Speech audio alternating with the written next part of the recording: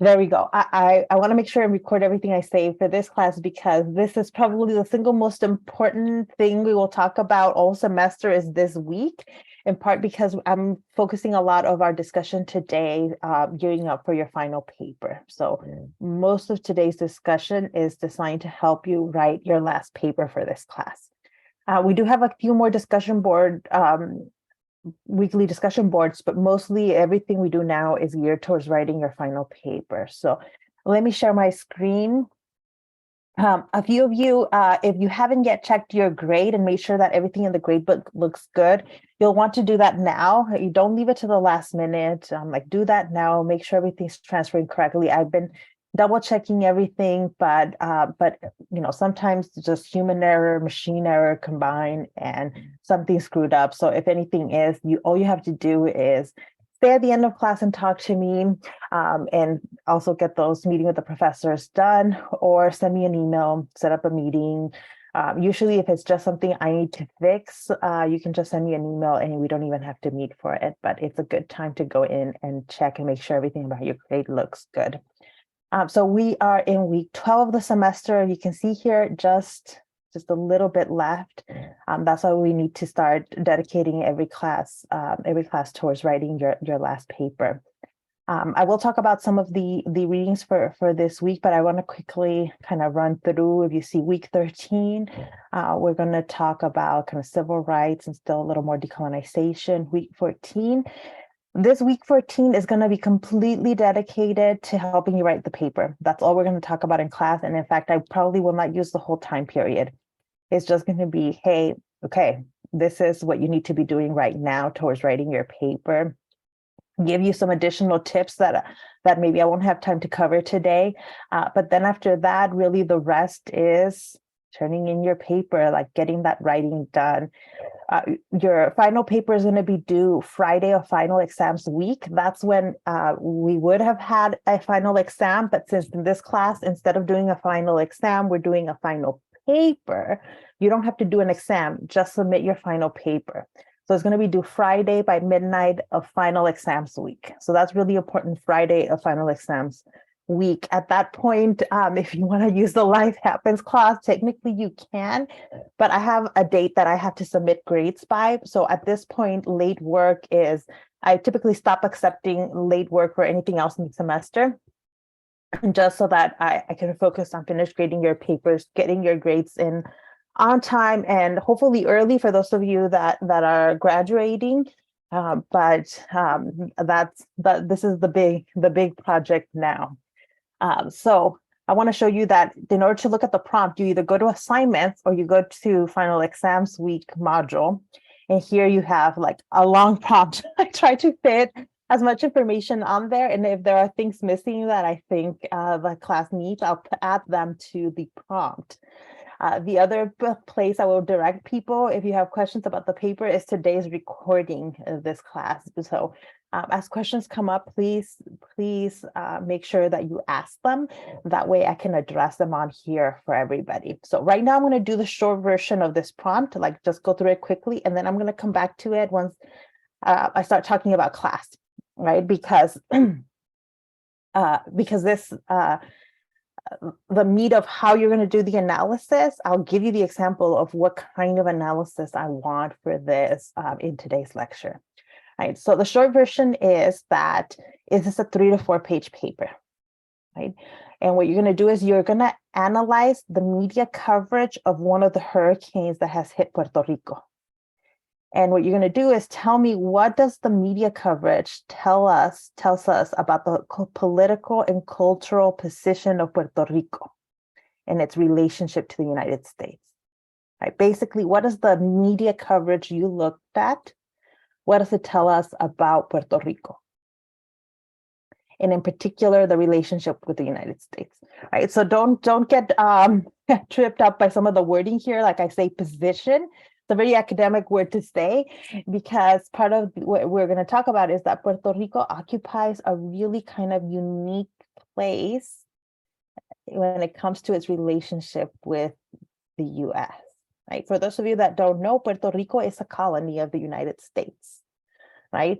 Puerto Rico gets to vote, for example, in the primary, in our presidential primaries, it gets to vote for local offices and make some of its own laws, but ultimately answers to the United States and cannot vote in the presidential election.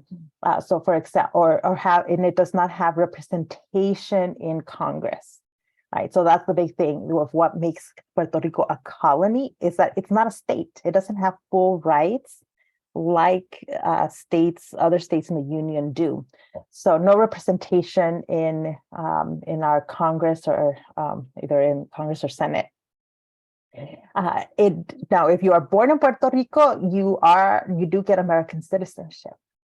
Right, and so this leaves Puerto Rico in this kind of odd position, where it has some privileges because of its relationship with the United States, but mostly it also has a lot of like negative things it cannot do because it's a colony of the United States, right? And we see a lot of that relationship between Puerto Rico and the US really it's highlighted, it becomes more prominent when a natural disaster hits Puerto Rico. Right? That's when we see more how much of a colony Puerto Rico is. So that's why, in particular, what we're going to look at Puerto Rico being hit with these natural disasters. Okay, so you're going to get to choose what kind of media you want to analyze. Right. So, for example, how do we analyze the coverage of these natural disasters? Well, newspapers. Right. Traditionally, historically, our best source for how things get covered is newspapers, but it's not the only thing. You can also look at how television covered one of these hurricanes in Puerto Rico. But now with social media counts as media, right? There are people that don't watch the news, they don't read newspapers, and especially young people that get most of their news and their information from social media. And because young people tend to do that, the way that social media the way people talk about these natural disasters on social media matters. It helps shape opinions and ideas about what Puerto Rico is and its relationship to the US. Right, so I'm going to give you the option of analyzing YouTube, TikTok, even Instagram. Now, you won't be able to use things like Snapchat, in part because the nature of Snapchat is that videos on there disappear. And so there's no good way of like storing and tracking things now at this point that, you're not following live coverage of a particular natural disaster. We're going to be covering or looking at the way a natural disaster was covered years in the past. Right. So citation, I'm going to use whatever citation you prefer as long as you use it consistently. Right. But I will go through how to cite some of this media. There are tips and tricks or new ways of figuring out how you cite a YouTube video, how you cite a TikTok, how you cite a newspaper when you don't have the physical newspaper in front of you. Right.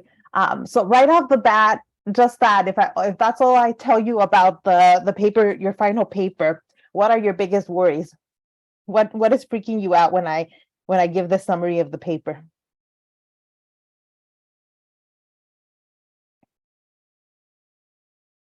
Nothing? Does it sound easy? Who's like, yeah, this is very doable?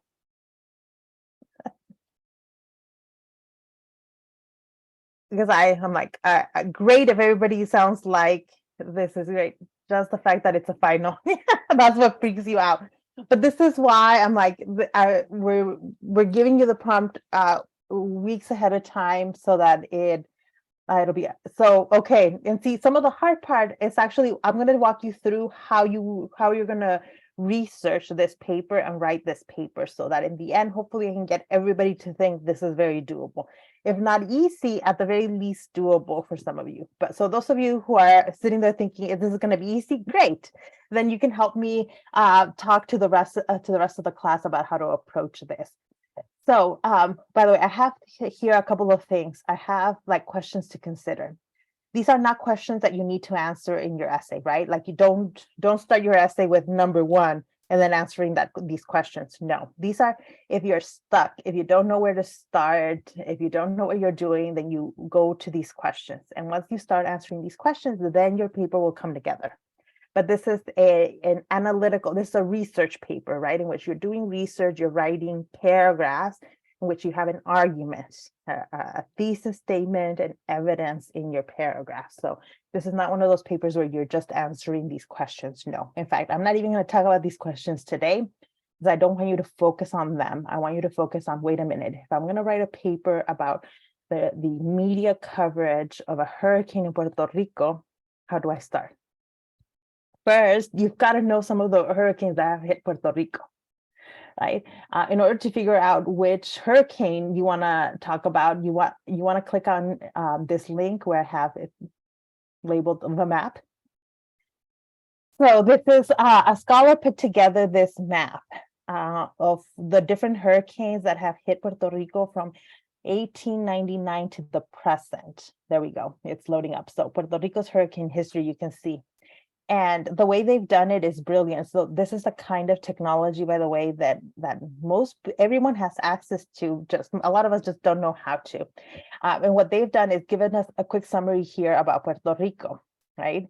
And this is, you can read this, right? It gives you some background on the history of Puerto Rico. It says, since the United States acquired Puerto Rico from the Spanish in the War of 1898, 47 hurricanes have battered the island. This amounts to about 1 every 2 years, the most out of all the islands in the greater Caribbean. So Puerto Rico tends to be the island that gets hit the most when there's an island, when there's a hurricane in the Caribbean. But the kind of hurricanes that hit Puerto Rico have increased from 1980 to the present. Right. Some of the a lot of that is because probably climate change. But this paper is not about climate change or about why these hurricanes have occurred with more frequency and with more basically with higher category hurricanes, why these have been more deadly hurricanes. What you want to do, though, is look at picking one of these hurricanes. The scholar who put this together mapped them.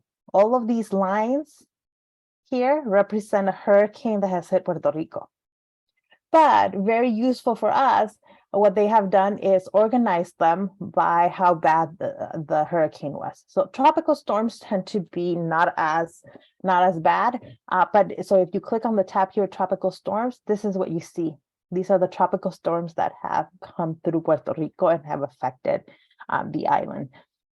So, and you can see here, usually if a hurricane or any of these storms hit Puerto Rico, it's not just going to hit Puerto Rico, it's going to hit other places in the Caribbean, including Haiti, the Dominican Republic, Cuba, and then up here into Miami. So a lot of these the effect of these hurricanes and these tropical storms do come up all the way to the US. But all right, when you click on one of these lines, it gives you some basic information about what happened, right? So it gives you the name of the storm, because mostly these storms and hurricanes get named, and the year that it hit. So this is Isaias in 2020. There's only one. There's one death. They also, the scholars also outlined here the amount of property damage that was estimated caused by the storm. Wind patterns. Oh, and you can zoom out like I just did. We can zoom in a little more. So other information here. You can use this information in your paper if you want to do a quick summary of the hurricane. What's going to be most important, though, is that you get the name of the hurricane and the year in which it hit, because that is the information you're going to use to look up, how people covered the hurricane. Now, you might think, okay, I'm not really interested in a tropical storm, although you can do a tropical storm if you want.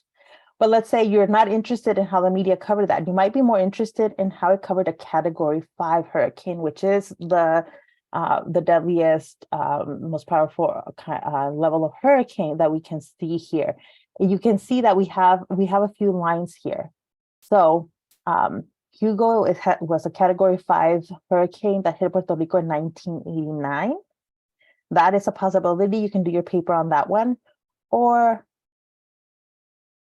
San Felipe in 1928. If you want to go further back, you might be thinking, wait, where's Hurricane Maria? Hurricane Maria is one of the most recent hurricanes that has been bad and hit Puerto Rico, and that you might remember the coverage for. So it wasn't a category 5, I believe it was a category 4. So when you hit here category 4 in the tab, here it is what you'll see. And I accidentally clicked right on it. Is this particular line here was Hurricane Maria.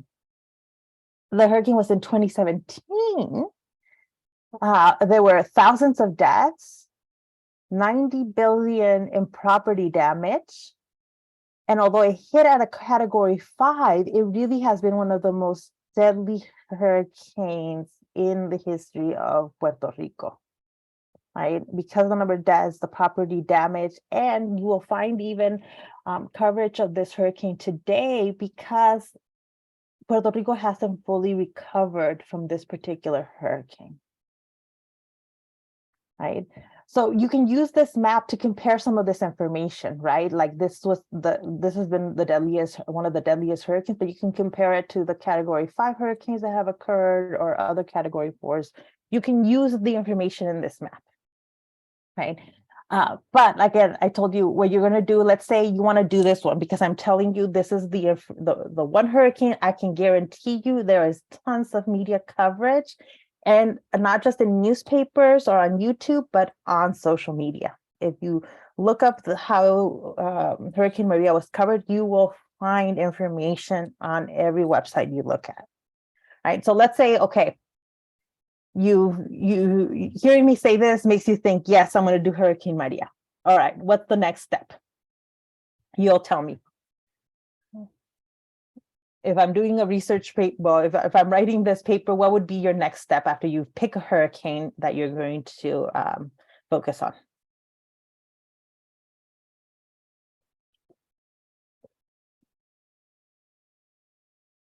What's the next step in the research process? Like, some of you said this sounded easy, so you can tell the rest of the class. Media coverage, yeah. So this is where you have to pick. What media coverage are you going to look at? Are you going to look at newspapers? Are you going to look at TV, YouTube, TikTok, Instagram? What media are you particularly interested in? Okay, any of it is going to work. And I do want you to pick one instead of trying to do all media coverage of it, because this is only a 3 to 4 page paper. If this were a 10-page paper, then you could do more than one media source. But because this is 3 to 4 pages, you really are going to have to focus on just one type of media. So some of you will be tempted to Google it. Google Hurricane Maria media coverage. You can do that. Hurricane Maria media coverage. But what you're going to get when you do this is like these kinds of articles about the lessons of news media. And these kinds of articles are not actually going to help you that much. You can, if anything here helps you, then you can use that as long as you cite it, right? But most of this is not going to be helpful. Instead, what you want is, because you want the primary sources anyways, right? You want the stuff that was written at the time of the hurricane. Instead, what you want to do, and this is true for most of your research papers while you're a student, right? Instead, you want to go to the library website. You can see I'm here, it's calstatela.edu/library. And use the library search engine, because the library search engine, you can use it to give you sources that are trustworthy and that are just going to be better, typically tend to be better sources, right? So there's multiple ways of doing this kind of research, but we're going to put on here Hurricane Maria. Now, what you type into the search engine can matter a lot, right? For example, you can just put Hurricane Maria and just tell it that. But you can also focus on Hurricane Maria relief efforts. right? If you put relief efforts in the search engine, the results you're going to get are going to focus on not just how people were affected by the hurricane, but what the US or what people did after the hurricane hit to help Puerto Rico recover. That's important because that actually might tell you more about the way people see Puerto Rico, depending on, hey, when a natural disaster hit Puerto Rico, how did people rally around to give money, to donate? Like, how did people learn and get motivated to donate money to the island? That sometimes is more important than the hurricane itself. Right? And today I'm going to give you an example of how looking at those efforts of how money gets gathered and why people decide to give money is actually really, really important. Right? So let's say I'm going to go here, Hurricane Maria relief. You might want to put the year. You might also want to put Puerto Rico. Usually just putting Hurricane Maria is enough, but when you're doing good research, you want to try different things to type into the search engine, right, in your search. Usually what you put here is going to define what kind of information you give. So let's look that up. So that's all I'm putting in here, and I'm just going with the basic Cal State Lake collections, right? I'm just going to hit search on that to show you what comes up. So a lot of stuff is going to come up. One, journal articles written by academics. It's now been long enough that people have written academic things on this.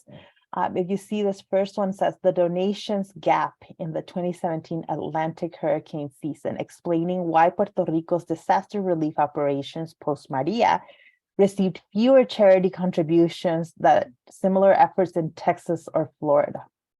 Okay, actually, if you want to use this article, that can very much work. This can help you in your research. And by the way, any source on here, one of the things you can do is pin it or add this item. When you do this on here, you're saving it to the pin. I don't know if you saw, I clicked on the pin and it automatically highlighted this. It saved this result in a list. So every time you're doing a research session, you can save your pins and then email them to yourself or save the search results, basically, right? So I'm just looking at a few other things. A lot of things that come up are not going to be useful, right? Because this is just a general search on the on our library website. For example, simulation framework for analysis of relief distribution efforts after Hurricane Maria in Puerto Rico. This you don't need, because this is about a transportation research record. Like stuff like this, you're not going to need. A book on management crisis, you're not going to need. Although if you want to look up some of these books, I don't see any harm in it. But most of this stuff you don't need, because most of these sources are secondary sources, right? They were not written at the time that the hurricane hit. They were written after. So how do we get some of the actual like newspaper coverage? If we're looking for newspaper coverage of Hurricane Maria, what you want to do is go to the left-hand side here. This is a way to refine your search or do a more advanced search, because these results include everything. It includes articles, books, government documents, newsletter articles, reports. It includes every kind of source material. Instead, we want to narrow it down. And for example, here you can see it says newspaper search. If you click on that, it eliminates all the other sources from the search results, and it only gives you newspapers. And right off the bat, I'm like, aha, now we're getting better results, right? This first one says FEMA administrator, Puerto Rico's politics, lack of unity, hindering hurricane response. And this is an article from the Washington Post from the year 2007. So this is from the year the hurricane hit. After the hurricane hit, this is an article you will want to look at, right? So you can start saving those. But let's say, yeah, see, if you scroll down, some of the articles that come further down are from much later years, 2021. This one might still be relevant because it's about money being given to Puerto Rico and information that came out years later. So this one's still relevant. But if the results you get end up being things that are too much after the hurricane, one of the things you can do is go to publication date. So over here to refine your search, if you click on publication date, you can narrow your results. So you can tell it, listen, I don't want anything that is before 2017. And you can decide actually, you know what, I'm going to focus on the media coverage just in those years of 2017 and 2018. I just want the immediate aftermath of the hurricane.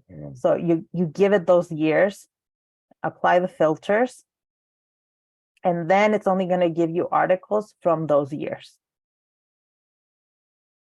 Right?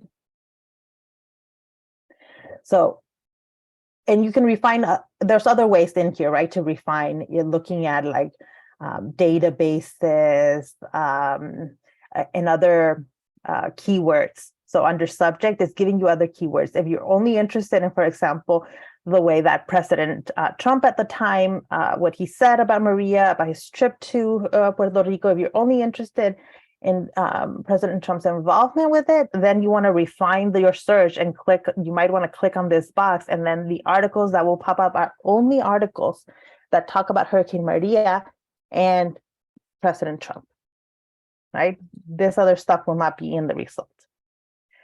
But okay, let's say that we're okay with these results. These are very good results, and we want to start reading some of these articles, right? And I'm going to tell you why you shouldn't, or maybe why it's a better idea to look at these results rather than going to a particular newspaper, because you can, right? You can go to the New York Times website, for example, and the New York Times is the newspaper of record in the US, meaning that this is the key newspaper for coverage throughout the US. It is and is one of the most important newspapers in the country, and read widely globally for news about the US.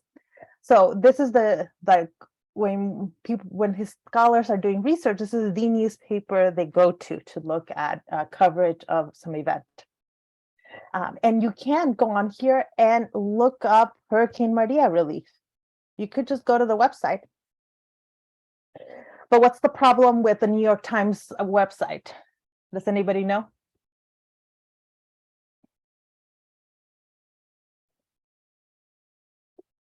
So for example, let me show you this first one. Is about a book about Puerto Rico.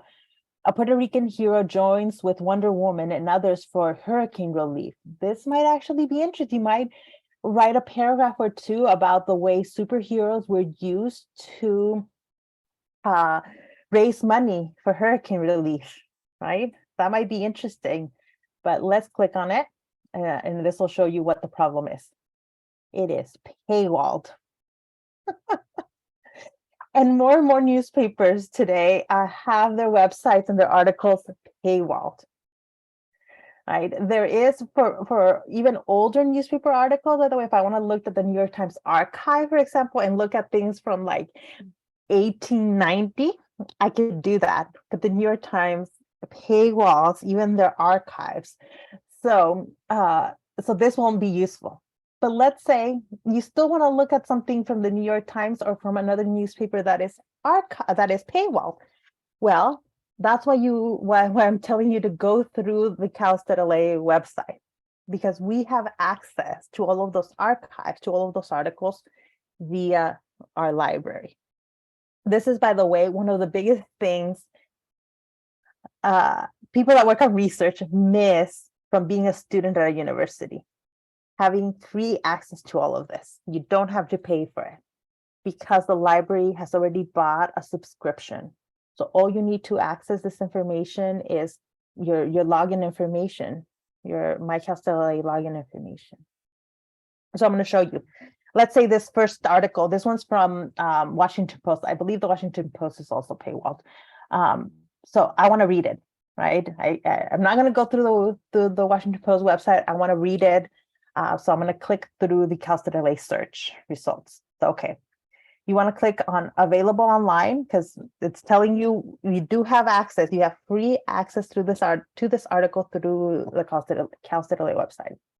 And now it gives you the links of how to access it. So most of these links should work. Usually what this means is just that there are several databases Cal State LA pays for that give us access to the Washington Post archive. It shouldn't matter which one you click, but I have had problems in the past where some links don't take me anywhere, and usually I just end up clicking on something else and it works. If you are not on campus, right? Like today, I am not on campus. So the library does not know that I am a professor at Cal State LA. If you are not on campus, it's not going to know that you're a student, and it won't give you access. So you have to sign in. It will give you this window, and all this is asking you to sign in. Well, I'm going to sign in with my Cal State LA information. You're going to do it with yours. If you are on campus, though, automatically, because if you're using the Wi-Fi on campus, it will automatically recognize you, and it will give you access automatically. Unless there's something funky going on. Most of the time, it will automatically give you access, so you don't have to do all of this. So I'm going to click submit. And you can see my password manager is telling me to save this. And now this is the article. This is the article. So this is what you want to do. You want to look at a bunch of articles from the time period from 2017, but arguably even articles as recent as 2021 or 2023 might be relevant, but articles that cover this topic. And at first you might just want to save them. Right? You don't necessarily, when you're doing research, you don't need to read every single search result. You want to save it for yourself, so go back and read it, right? You might just want to skim it real quick and make sure that this is an article that's going to work for your paper. But ideally, you're not sitting down the night before the paper is due because you're having to do all of this in one night. Instead, what you do is you spend like 30 minutes or an hour finding some search results, you save them to look at later.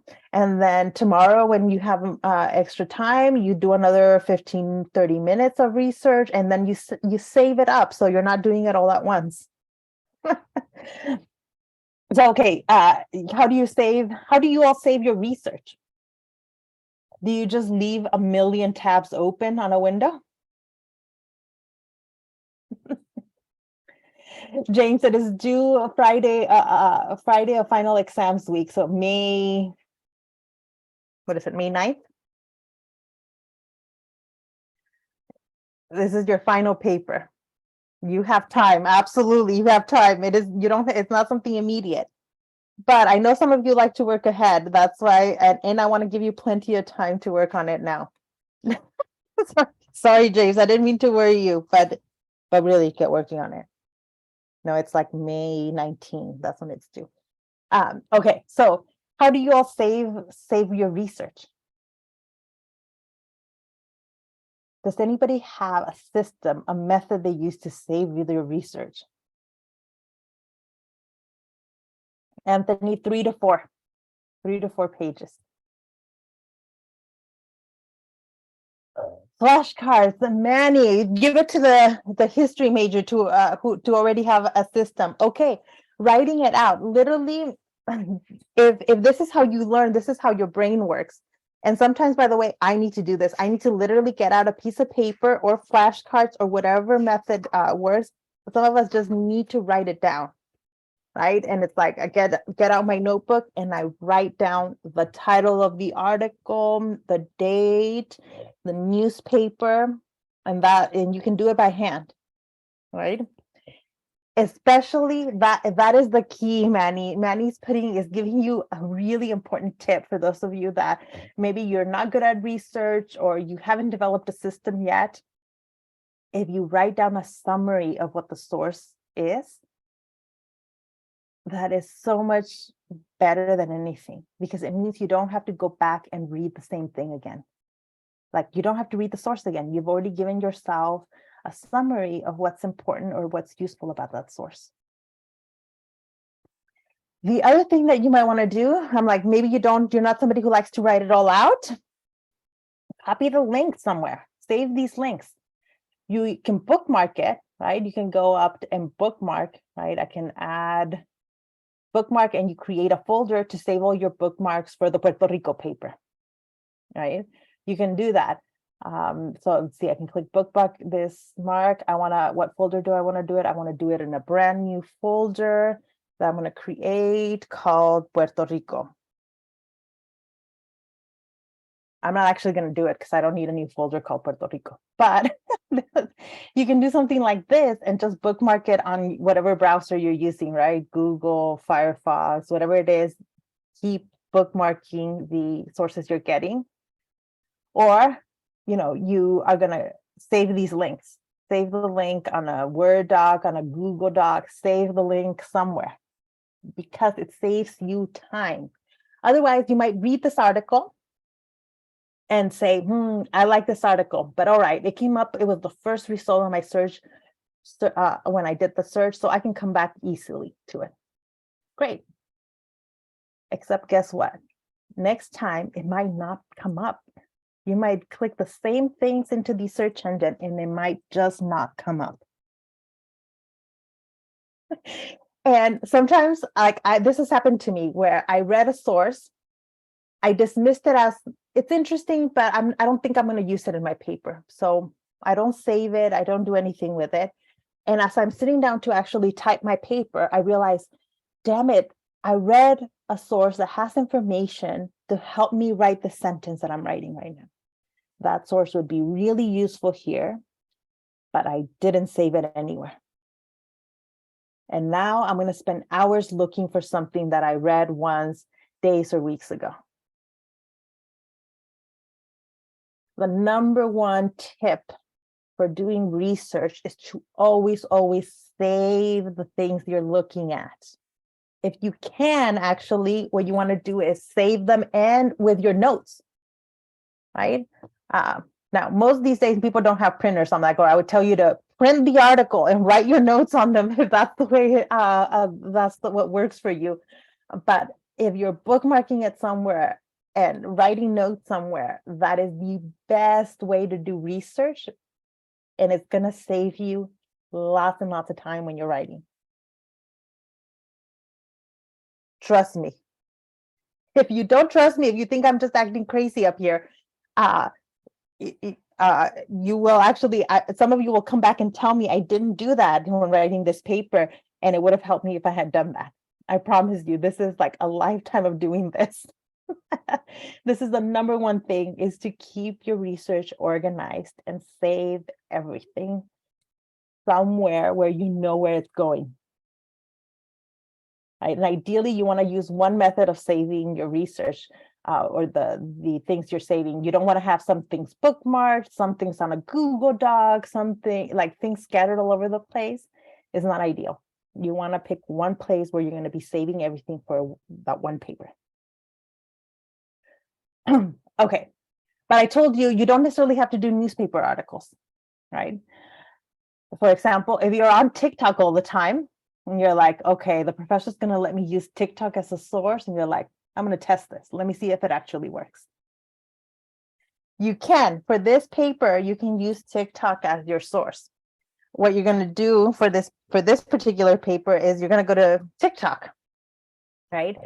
And you're going to type in the same keywords that we used on the has real basis in neuroscience. Sorry. Type in the same language, the same keywords that we used in the search engine. So you want to put Hurricane Maria relief, right? Or just, you can start with just Hurricane Maria, or you can see here all the other things that come up. Whatever your keywords are going to be, use that. You're going to type it into the search engine on TikTok, and then you get all the top videos on this topic, right? Now, here's the thing that you're going to want to pay attention when looking at videos on TikTok. One, the date they were done, right? What date? Some of them, a lot of what you're going to find is going to be more recent stuff. So it's not going to be from 2017. Does that mean you can't use it? No, you might still be able to use it, but you're going to want to be careful with how you're using it.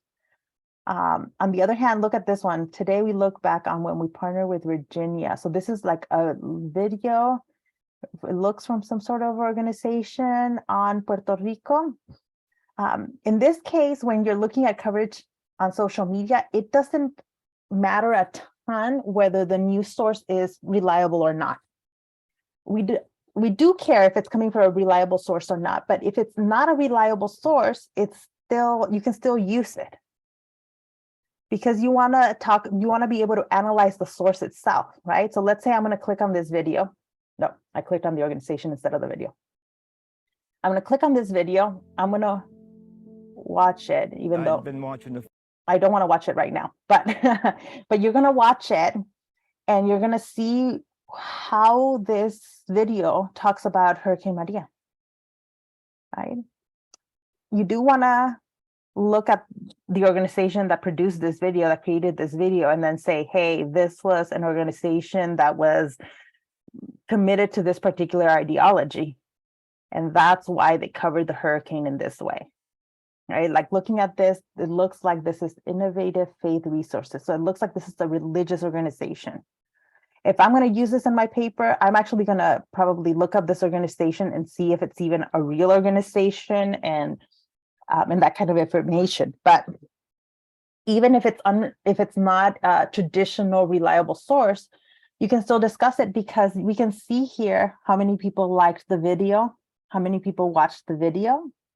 You can see the comments on the video. This one doesn't have comments, but if it's a video that nobody watched, then it's not that important.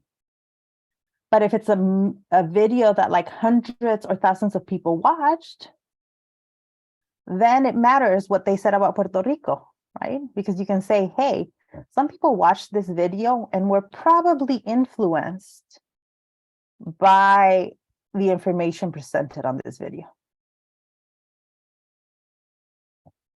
Now, I'll be honest, I'm looking at this, what's coming up as search results when I type in Hurricane Maria relief, and none of these look like great videos. So you can still analyze all of these videos, but I'm gonna say that TikTok is not gonna be your preferred source. It's not gonna give you the best material to work with necessarily, right? Because I'm just looking at all of this and I'm like, some of this is iffy. You might have a better shot though on YouTube. If you regularly watch, like if some of you watch your news from YouTube, right? You can choose the person it is you normally watch. As long as you're willing to criticize them, you're willing to analyze their coverage critically, you can use them, right?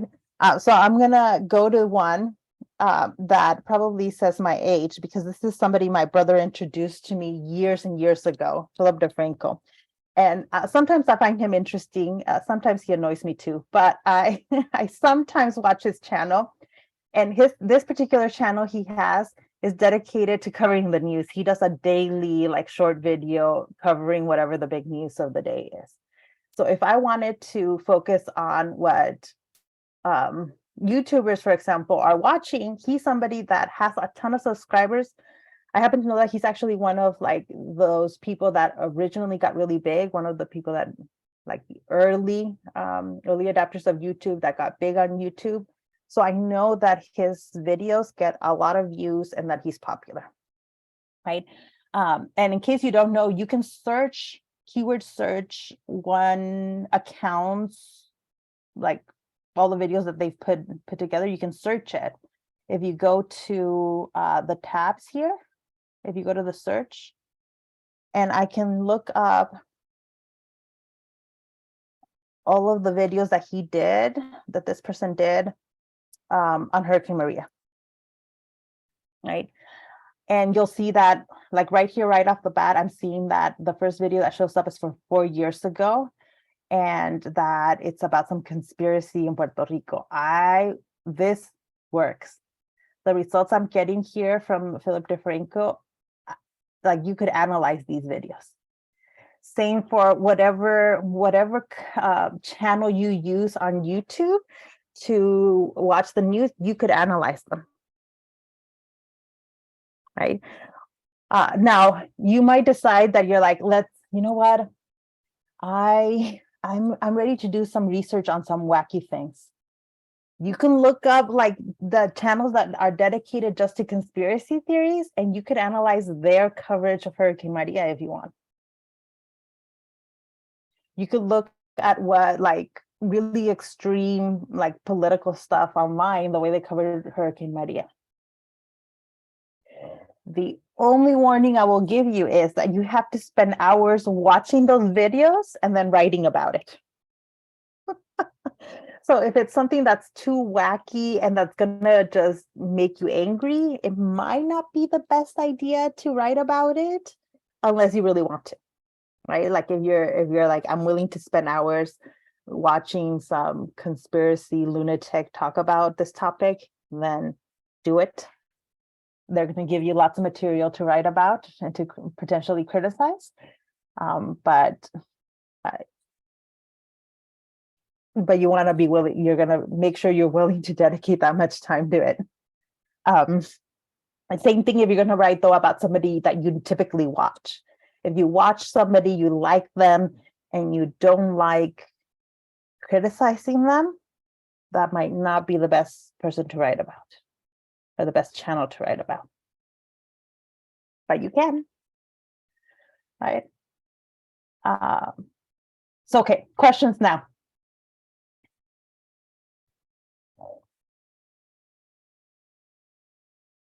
Nadine, no, you can write it in any citation you want here. So you can use any citation method. You can use MLA, you can use APA, you can use Chicago style, whichever one you use, as long as you use it correctly and you use it consistently.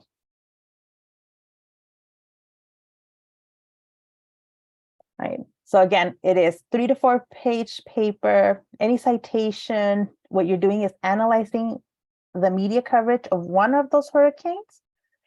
And the whole point is to write a thesis that analyzes what does the media coverage of the hurricane tell us about Puerto Rico and its relationship to the US.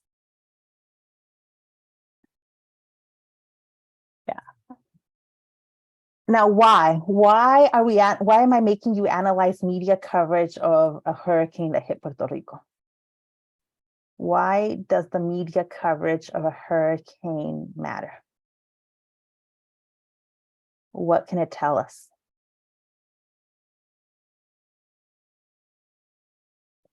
What does the media coverage tell us?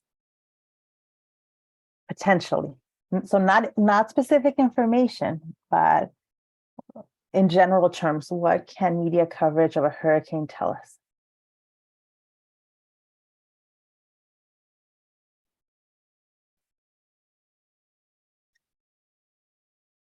That we care. Or, Ricardo, if we care, right? So it can tell you that people care, why they care, but it can also tell you why people don't care and why they don't care. Right? And that's something important to watch out in the coverage of hurricanes in Puerto Rico. For example, you might decide that you don't want to do Hurricane Maria. You can do a different hurricane. And what you might find is that maybe there's not a lot of media coverage of some of these hurricanes. Right? I think the most recent one, I'm going to go back to the map. I think one of the most recent ones was, no, what's the category 4? I'm gonna try to find one that was even more recent. That's Maria. No, maybe it's a different hurricane. I can find one. Oh, Irma. Oh, yeah, that was another one from 2017. That was pretty devastating.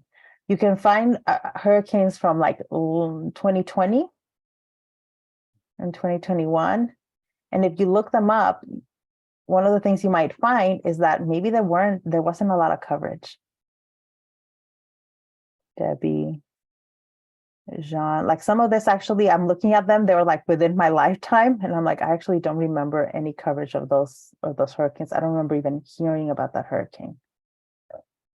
And by the way, this map can be useful in understanding why there wasn't coverage. Like if the hurricane didn't hit Florida, maybe that's one of the reasons why it doesn't get coverage of it. So if it doesn't hit the mainland USA, maybe American media doesn't care about it. Maybe it's because it wasn't strong enough, a strong enough hurricane. It was just a tropical storm, right? The answers, another factor could be like, for example, 2020 was hurricane as an important topic versus COVID. Yes. If there was something else that was being covered in the media at the time, then yes, it got eclipsed by a different story. And so that might be why. Yes. Diane, that's a fantastic point. See, and this is why I'm like, everybody's gonna write papers that are vastly different, even if you're looking at the same media coverage, because everybody's looking at it from a different perspective. Yeah. And by the way, the Maria hurricane might be interesting politically for some of you in particular. I keep using that as the example because I think it's a really interesting one. Because President Trump did go to Puerto Rico. He went to Puerto Rico. Does anybody remember why President Trump got in trouble for going to Puerto Rico after Hurricane Maria? Or should I let people figure that one out on their own?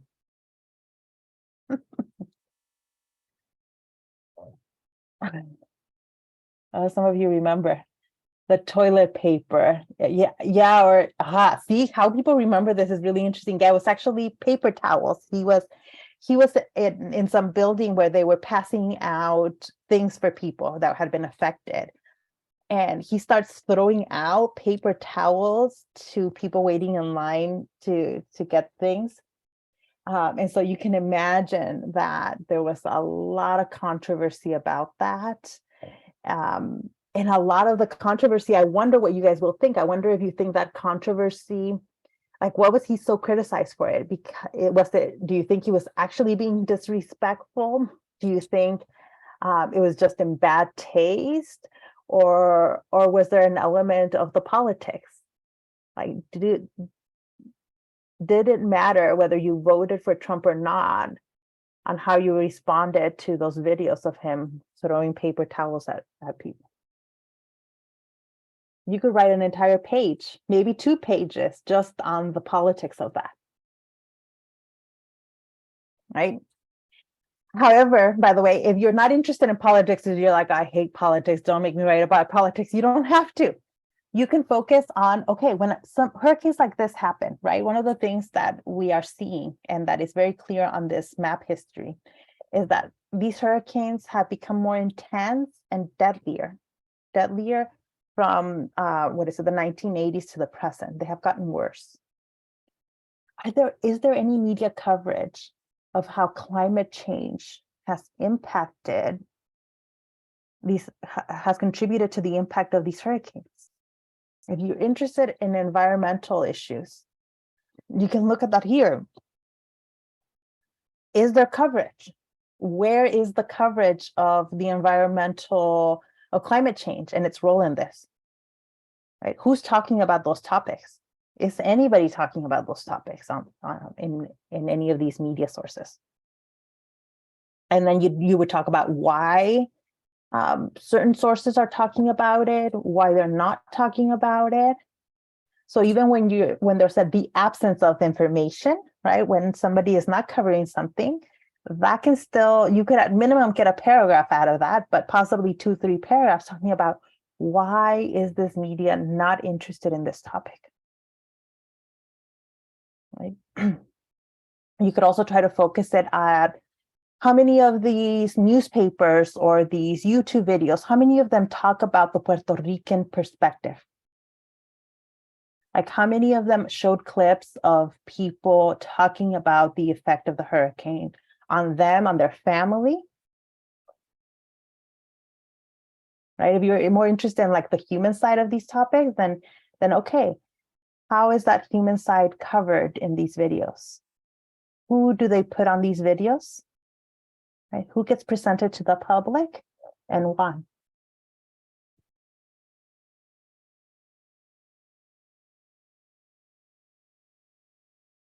Other questions here.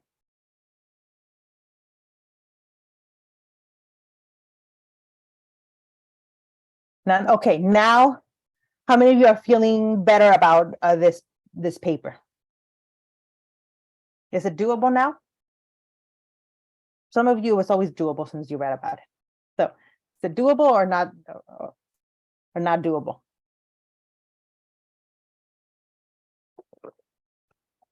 I'm like, this is where you could all stage a coup and tell me it's not doable, professor. You can't make us write this.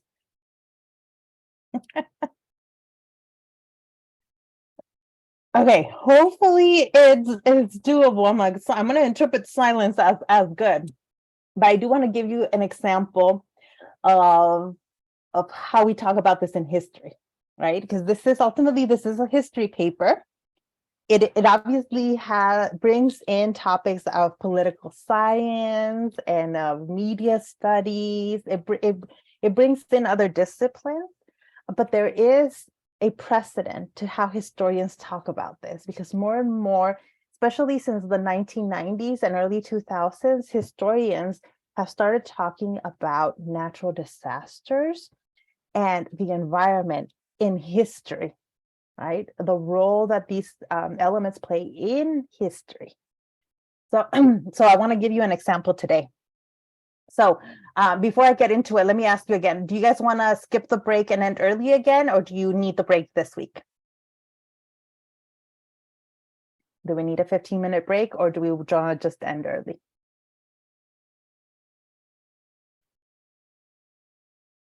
Only Juliana wants to vote? Okay, now we're getting more votes in. Okay. I suspected that was the case. Okay, then I'll do the same thing I did last week. So I will end the 15 minutes early.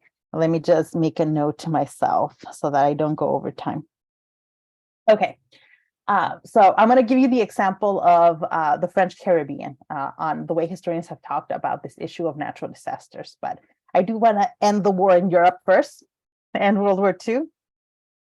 Right, so after the US enters the war, right, there's a big discussion among the Allied powers. So shifting lanes a little bit here, World War II. Once the US enters the war, there's a big discussion amongst the Allies about where they're going to open up another Western front, right? At this point in the map, Nazi Germany controls, I don't have a map, okay, most of Europe. The only place where the two places where they're stalled at is Britain. They were not able to succeed in taking over Britain. The Blitz occurred, but then it stopped. There was no invasion of Britain the way Hitler had planned. Then Hitler had moved to the east and invaded Russia, the Soviet Union at the time, and it had actually moved. Hitler had been pretty successful in its initial invasion of the Soviet Union, but then the Soviets hold the line. They basically stopped the Germans. And there's this standstill for a while until the Americans come in. And so now with the American entrance, there's a question of where are we going to open up a new front, right? And this is where the British and the Americans have a big fight over it. FDR was pushing for American troops arriving in England, in the UK, and from England, launching an invasion into Europe, like ideally probably into France, right? But the British wanted a peripheral invasion. What they wanted was actually to go through North Africa and launch an invasion towards Europe from North Africa, like from North Africa into Italy. They have a big problem, and ultimately what they decide is that they're actually going to do two versions, two invasions, right? An invasion through North Africa, and then an invasion into through France. That's not going to use England, right? That is just bringing in the troops into France, American troops into France, and from there, kind of pushing the Germans back to Germany. So at the same time, though, they're going to trick the Germans into thinking that the invasion is going to come from England. So they decide to use that as a kind of decoy, as a decoy. So they're going to launch two new fronts, right? On November 1942, the invasion of North Africa by the Allies begins. And this is the map. This is the map of the North Africa campaign. So the Allied troops land in Morocco, Algeria, over here, Libya. And so the goal is land the troops in North Africa. These all used to be like mostly French colonies. And from here, push the Germans up through Sicily and then Italy, and then basically start pushing them back this way. These initial invasions of North Africa are slow at first, but the Allies begin pushing the Germans back, right? So there's a lot of hard fighting through here, but the Allies are pushing the Germans back. So far, so good, right? And by the way, this is where a lot of Japanese American soldiers, this is where they were stationed. They would not be sent to the war in the Pacific. Most of those men were sent to as part of the North African campaign, and they fought and won tons of medals because of their efforts in the North Africa campaign. Then the second front that the Allies opened up is the one that's more famous and that everybody knows about, the Normandy landings, the invasion of France, right? Because if you recall, France is occupied by, it's under military occupation, at least partly under military occupation. The goal then is to bring the troops into France on ships, right? Land on the French beaches and then make their way into France. Except this is not as easy as it sounds, because those beaches, even though the Germans think the invasion is going to come via northern France and England, those Normandy beaches still have what they call the Atlantic wall. They have all of these traps in the beaches that are going to make getting up into the land really difficult. Right? If you look at it here, they have 10-foot high steel frame structures.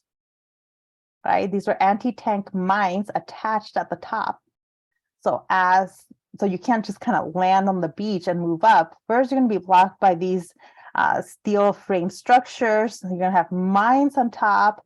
Then you're going to have these posts over here that are placed 200 yards from the shore to block any movement of big guns and material up.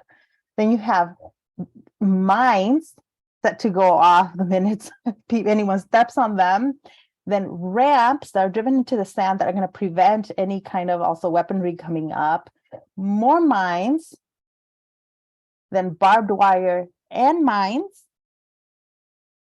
And then you're going to have sets of bunkers with German soldiers over here preventing Allied troops from just landing on the beach and coming up into France. Right. So this is the coastal defense system that was organized by the Germans. So this is what the Allies are up against when launching their invasion of France. This is what it looks like in pictures. So a lot of it during high tide, a lot of it is not even entirely visible. Some of it's underwater during high tide. The Allies know that this is there. And so some of you can tell me, what's the strategy then? If they know that there's all these mines and barriers to landing in the Normandy beaches, what's the strategy the Allies design for the invasion of France? What's the goal? Obviously, the goal is to get on land and push the Germans back, but how are they going to make it onto the beaches to begin with?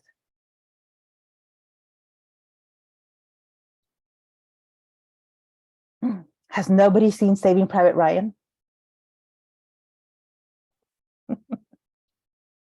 Tanks. So initially, tanks would not help here because you can't move them past this. First, you need to basically take the beaches first. The Allies have to control the beach first before they can move in tanks and any weaponry, right? So the first goal is to get men on the beach. Yeah, they do send paratroopers behind their garrison. So basically, airdrop men into French territory, but they need to be backed up by Allied troops on the beach. So the key to this invasion of France is to land Allied soldiers on French beaches. And there's not very much you can do about all these mines and barriers here. So the goal for the Allies is to send as many, to basically overwhelm the Germans with the number of men that they're going to send here, knowing that there's going to be really high casualties. They know that a lot of these men will not survive the beach landings. They will never even make it on the beach. So the goal is just to overwhelm the Germans with just the number of men, right? Robert Capa was a photographer that was embedded with the American troops, and he shot some of the most well-known photographs of the Normandy invasion.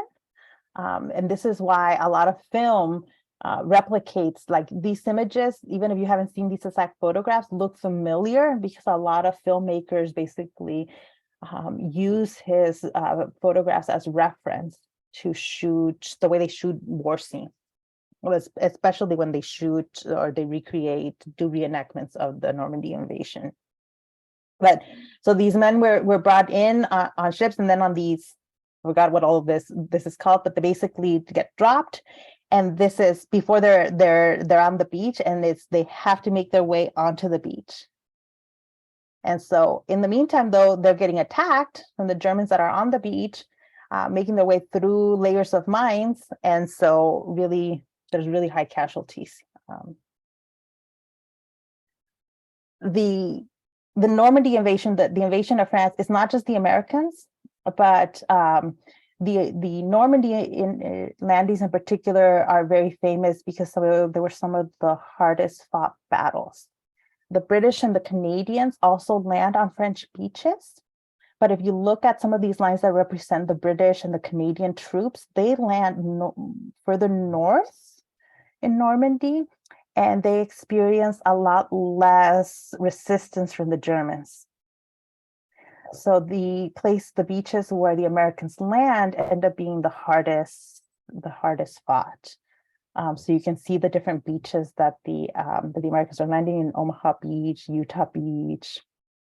So these are usually well known. So this is where they're landing in Western France, northern Western France. Everyone's landing here, and then the goal is to push the Germans back towards Germany. Despite the heavy casualties and a lot of the death of the Normandy invasion, the Allies succeed in taking the beaches, and they begin pushing the Germans back.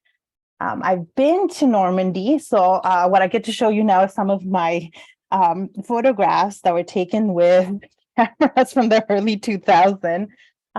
No, I did not have a smartphone at the time, so these were all taken with like regular cameras. But this is a picture of Omaha Beach in 2006. And I can tell you it's quite an experience because I know that during the invasion, the water was basically looked red because of all the death. And when you go now, obviously there's none of that, but I have such strong visuals in my head of the Normandy invasion that it was really quite emotional to see that. In addition, the beaches in Omaha Beach still have the evidence of the war. Like you can see the craters where the heavy bombardment was hitting, and those have been left there, right? There's a big American cemetery in Normandy, so if you ever want to visit, one of the places you have to go to is the American Cemetery, because it's right by the Omaha Beach. And this was land that was given to the U.S. by the French, like to bury the dead, because basically there's too many dead soldiers to bring back to the U.S. And so this land was given to honor the sacrifice and provide a cemetery in which those bodies are buried. And it's just rows and rows, and it looks like endless as far as your eye can see into the horizon when you look from the monument out into the cemetery of just graves. And I, of course, being a historian, walked around the cemetery looking for some of these graves that were marked from people from California. I knew, and by the way, when I went to Normandy, it was 2006, so I was a college student, but I knew I had to take pictures of all of this. I knew at some point I would be teaching this history, and I wanted pictures of the way these graves are marked. This one is from a soldier from California, and I always get a little bit emotional talking about this because it's just massive amounts of death, right? And the marker where they could identify the bodies, they get marked with their name, the military information, the division, the groups they were part of, and then when they died. They did have bodies that they were not able to identify, and they will have a marker indicating that, there's somebody here, but there was no name. This soldier is Alberto Garcia Rodriguez, and died July 16, 1944. So Moses is a good question. They were not able to identify because sometimes the bodies were not whole, right? They were not whole, or that the tags that identify soldiers were lost, the ocean, things like that.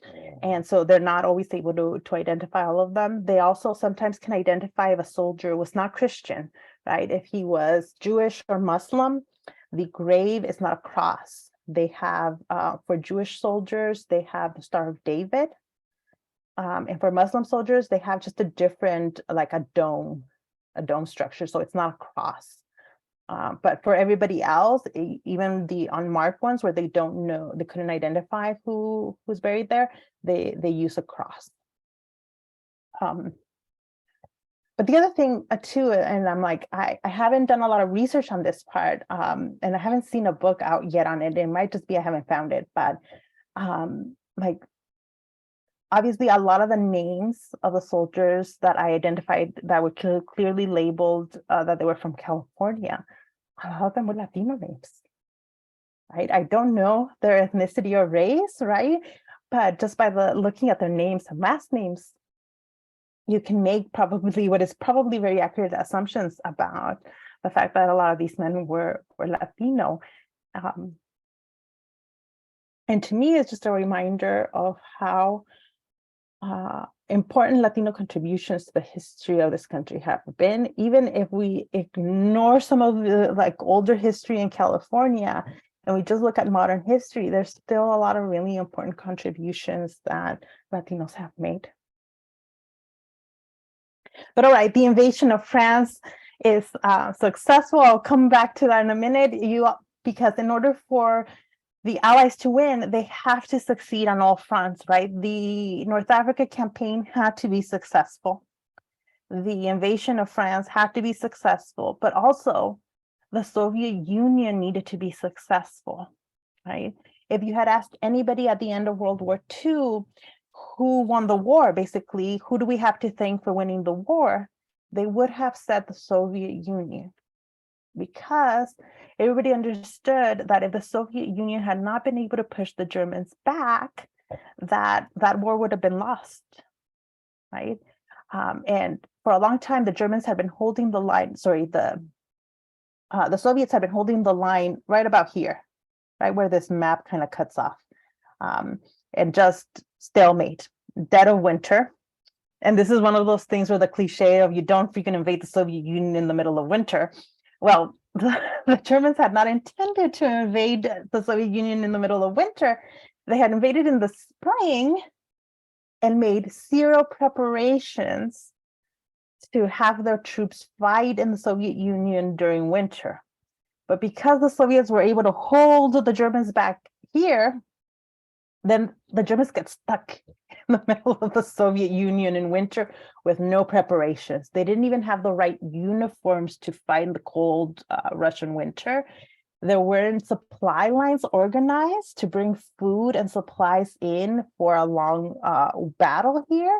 None of that was done because the Germans were so confident that they were racially superior to the Soviets, right? They believed the Soviets are racially inferior and that it'll be easy to beat them.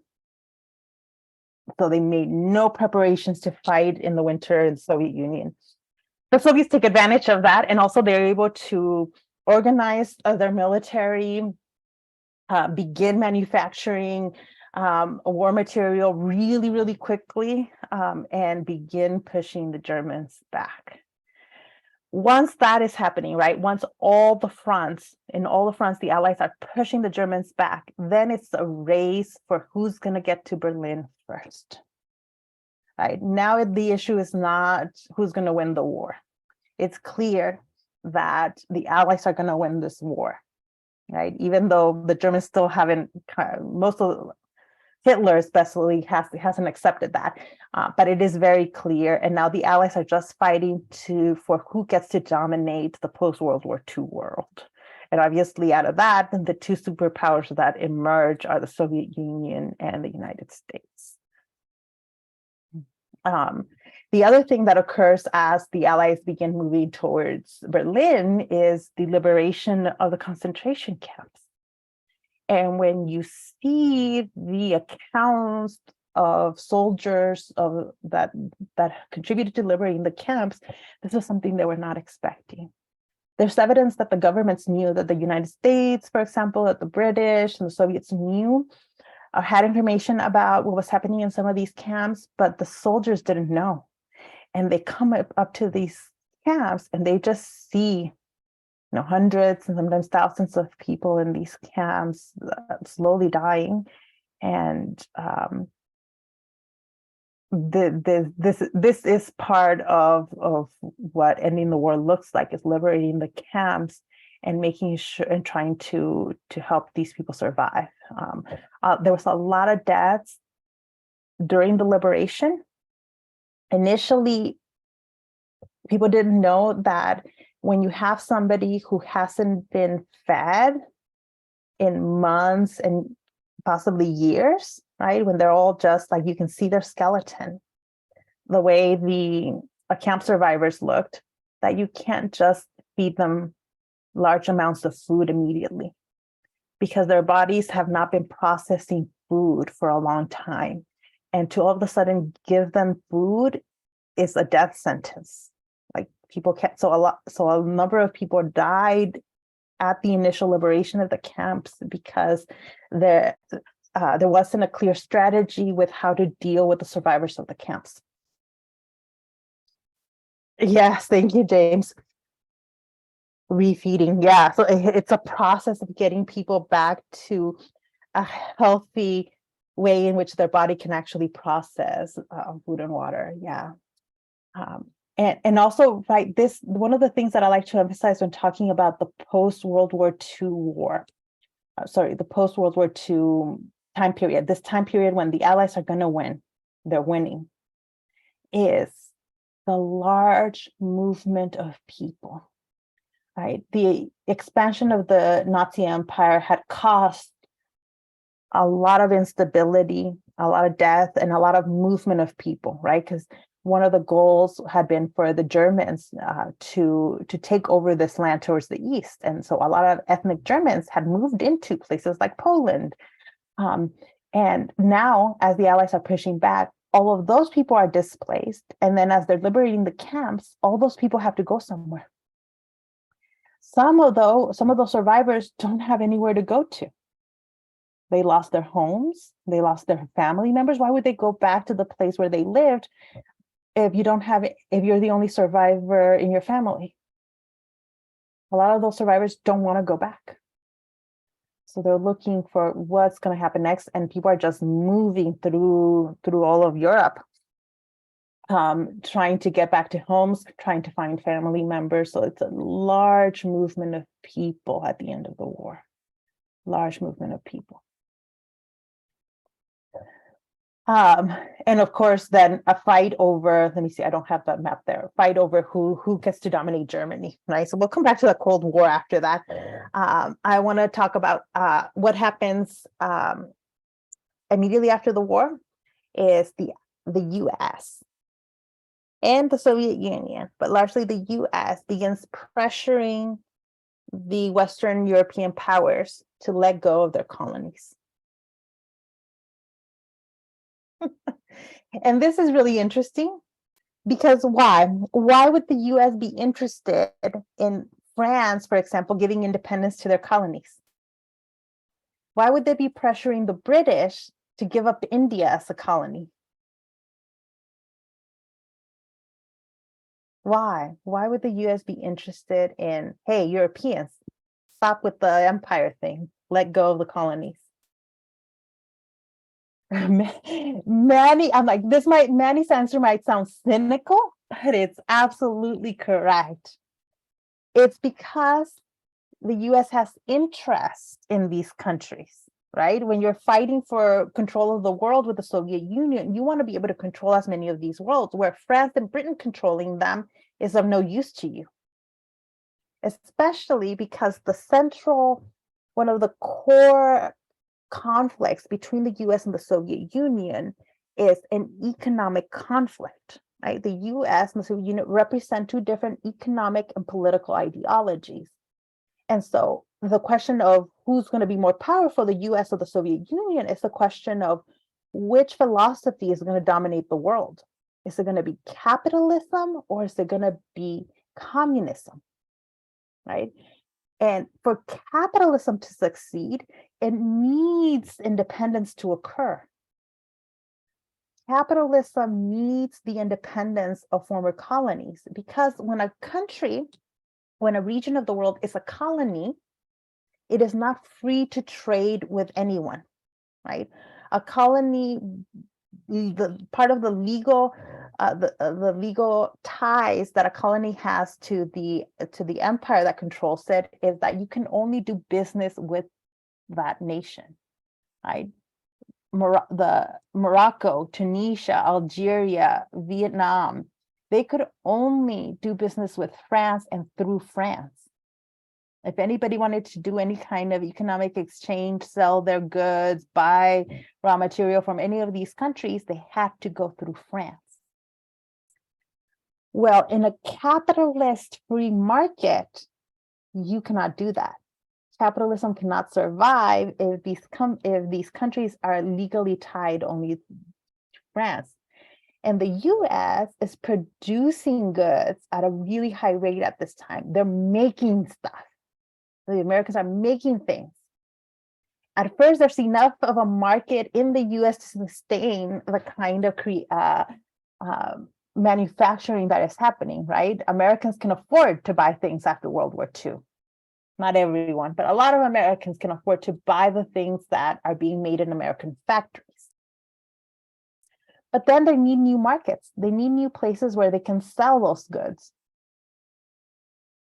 And that is why they begin pushing for colonies to achieve independence. It's because they want those economic markets. They want to be able to go into these countries, sell their goods without interference from the French, the British, the Dutch, the Germans, whoever it is.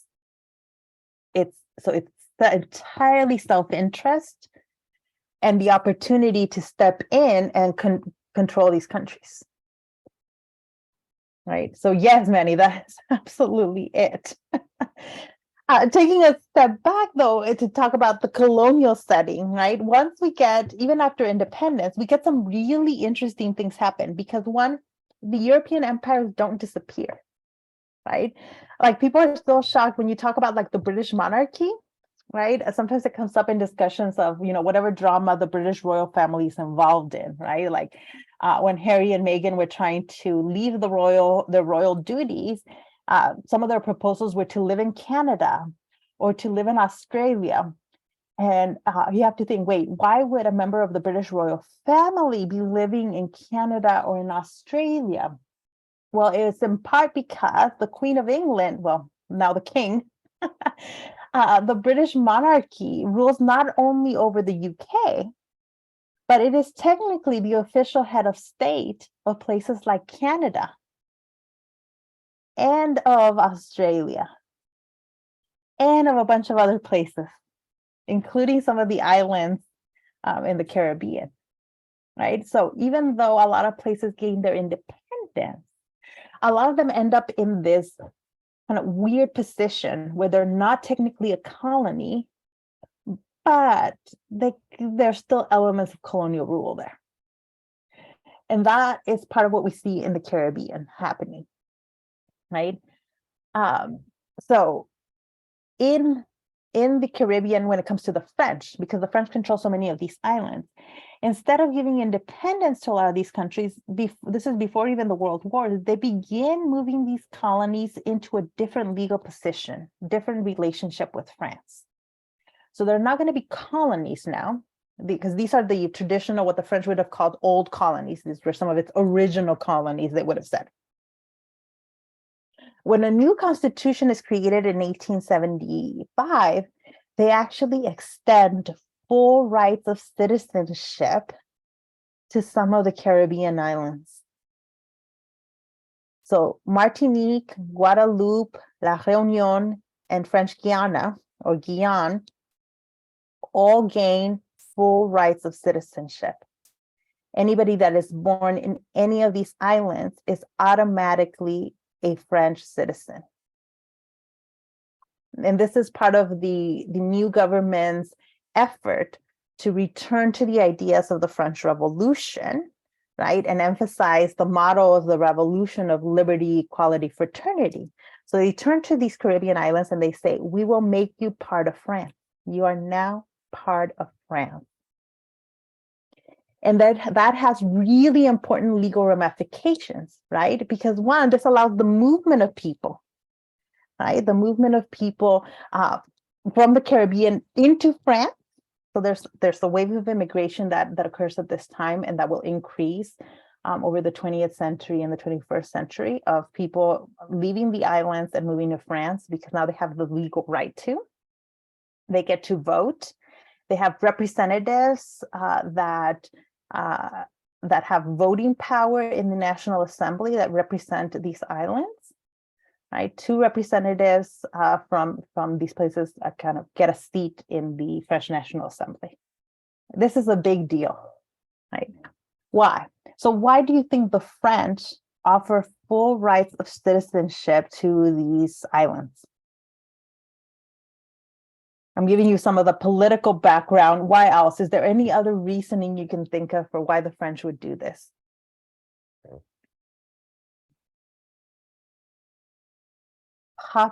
See, now you all are thinking like empire builders.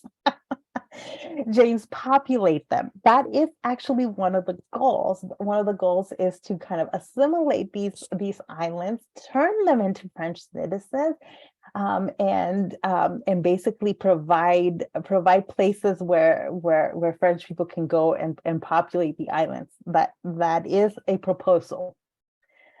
Manny says they want to integrate these territories so they're not considered colonies. Yes, one, remember that they're also afraid of losing these colonies, and there had been agitation in all of these islands, like Haiti sitting right there in the Caribbean as an example of how you can actually beat the French. So this is largely an attempt by France to prevent these colonies from seeking independence.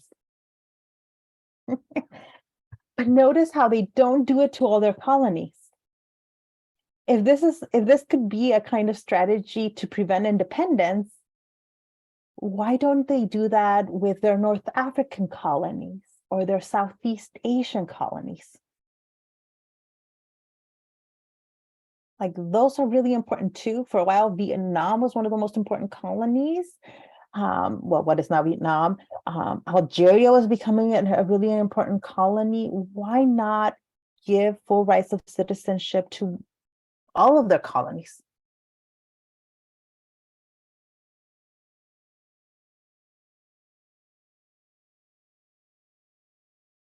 It's an interesting question. And there is an American parallel to that, right? We in the US, we also have a history of extending rights and offering statehood to certain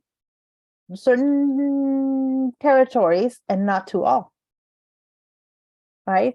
Like Hawaii was not a state. When Pearl Harbor is attacked, Hawaii was not a state. We're talking the 1940s, Hawaii was not a state, but it is brought in, it is given statehood, but none of the other territories, American territories, get statehood. Like that could have been an opportunity to bring in some of the other American territories, even places like Puerto Rico, and offer them statehood. But the US doesn't. James, you're very cynical, aren't you, James? I felt like they were inferior. But you are correct. Remember that the Europeans had developed this intricate hierarchy of race and of who they think is better than others. So in their mind, the islands, because they're smaller, because they have a longer history of being controlled by the French, they think they're easier to control in this way and kind of have more possibility of becoming French, of actually being recognized as French than the Southeast Asians or the North Africans, who they are going to think these people might never be able to be French. But the people in these islands, they have a chance of becoming French. Yeah, so I think Manny's saying the same thing. So I'm like, oh, I love the cynic. Unfortunately, the cynicism is usually appropriate when talking about colonial history. Yeah. And yet, these people are not fully considered French. They are given full legal rights of citizenship, right? They are being born in any of these islands means you are a French citizen. And yet they are not considered fully French. They cannot be fully French. Why? It's the first bullet point here. Because they're not white. People who come from these islands tend to be Black. And well, it seems like, okay, the French are making a significant step here in giving these people citizenship. There's an element there in that the way they're looked at is not entirely as equal because of their skin color. Despite the fact that, for example, two of the biggest islands, Guadeloupe and Martinique, have a shared French culture. They share a lot of cultural history with the French at that point, right? And we're talking the late 1800s, we're talking about these islands have been under control of the French for a long time. So they've absorbed a lot of French culture, a lot of Republican patriotism, right? The islands can be said that they believed in the ideals of the revolution, of the French Revolution. And that patriotism towards, representative government. They speak French in Guadeloupe and Martinique. Now, it's a French that's mixed with Creole, much like in Haiti. So if you learn French from France, the French that you're going to hear in Guadeloupe and Martinique is going to be different. It's going to have a different accent, but also the vocabulary and the slang is going to be different. But there's still a shared language there of French. And in fact, by this point, the education system in Guadeloupe and Martinique was the same education system that the French had in France. So it's this really odd position, right? Where in some ways, the people in these islands are being recognized and given some rights. They have a lot of things in common, but the barrier of skin color, the barrier of race is still emphasized there. Okay. So this is what Paulette Nardal, a Martinique intellectual, this is a quote from them at the time, says of Martinique. A little France, a faraway France, where the social manners do not differ principally from French manner. Life over there is only an adaptation of European life to the necessities of a tropical climate. And the idea was, this was something that was really popular, this kind of idea in a lot of the travel literature, right? A lot of travel agencies and companies would try to advertise in France to get people to come to the islands, right? Come visit Martinique, come visit Guadeloupe. Why do you want to come visit? Because it's like being in France, but you get tropical beaches and tropical climate. So everything is like France, except you get a better climate and you get to drink tropical drinks and experience tropical life for a little bit. And if you're an overworked French person, you might think, you know what, that sounds lovely. They speak the same language. It's like an extension of France, but I get to relax and have fun there. What's not good about it? But what's not good about it is how the people of these islands are treated, right? So it's this intermediary place that these islands hold then, right? It is in some ways a very hypocritical place to put the islands in, right? Because on the one hand, they have offered citizenship, and that's an important legal right, but the money that is coming in to the islands is being poured into sugar production. Right? France is interested in these islands in part because they are producing sugar for France, and they can pay much lower salaries to the workers from these islands. Right? A sugar plantation worker was making half the yearly salary that someone in the same kind of job in France was making. This means then that the French are benefiting from the exploitation of workers on the islands. Because they're producing sugar, which is a really important commodity, and they're doing it for cheaper.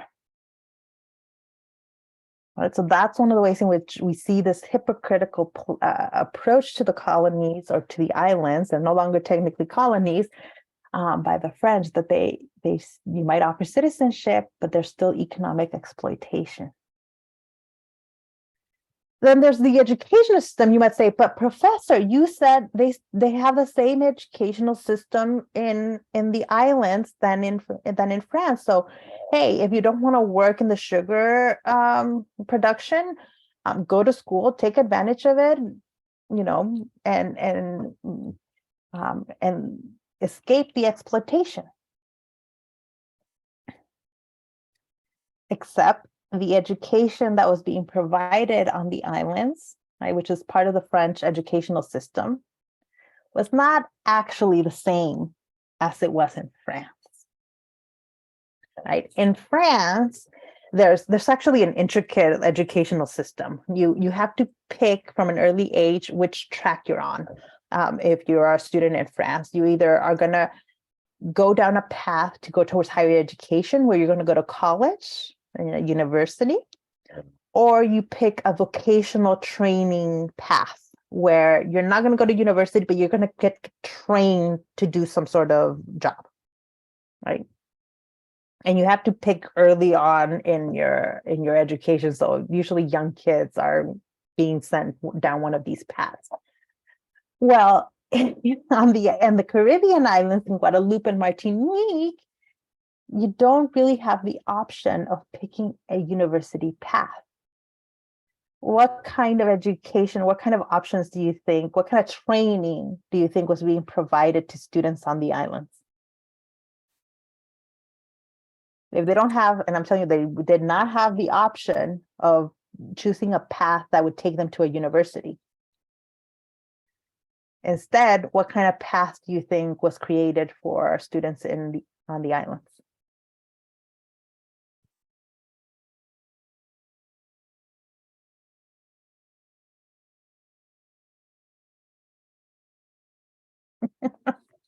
It wasn't even vocational training, by the way. It wasn't even like okay, we're going to teach you how to a trade, right? We're going to teach you plumbing, or we're going to teach you something like that. No.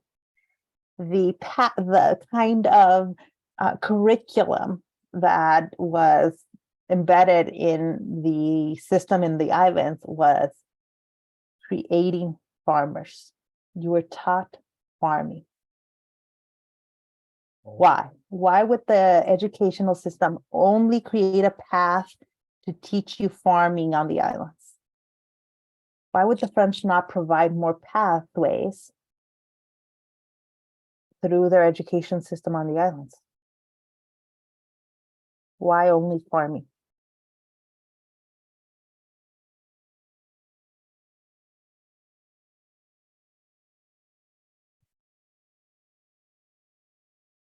Any ideas? I'm going to let you, I'm like, where are the cynical people? Why only teach students farming? Really, to the point where a student in Martinique and Guadeloupe would not be able to take a literature class. They were not being taught literature.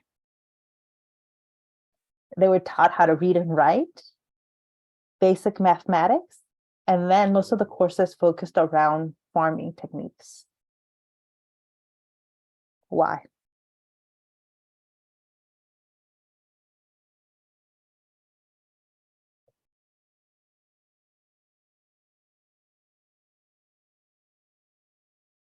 Yeah, Manny, you don't want people to have access to higher education, because what kind of workers do you need on the islands? You need people that are going to be able to produce sugar. That's it. Sugar, or maybe some of the other crops. You need farmers. The French needed farmers in Martinique. They don't need intellectuals. They don't want intellectuals. They don't want philosophers. They don't want professors. They don't want lawyers or even doctors. They don't want doctors. Why wouldn't they want people in Martinique to become doctors? Don't they need doctors on the islands? Why wouldn't they want people to become doctors?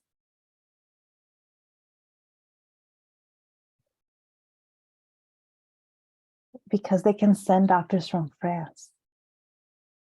In fact, that is the key. This is one of the things that they can promise students in France, is that, hey, even if we might not have a job for you in France, in mainland France, you can go be a doctor in Martinique or Guadeloupe. And it's almost the same thing as being in France. Well, if we can't find a job for you in France, we will give you a job on one of the islands. And they actually do try to do that. They try to recruit professionals, French professionals, to come do their professions on the island. To them, that's much better than training people, providing the education needed to create doctors, lawyers, professors, all of those professions in the islands themselves. It's another way of making sure that whoever's in charge in the islands is the French, the white French people, not the local native, not the people born on the island.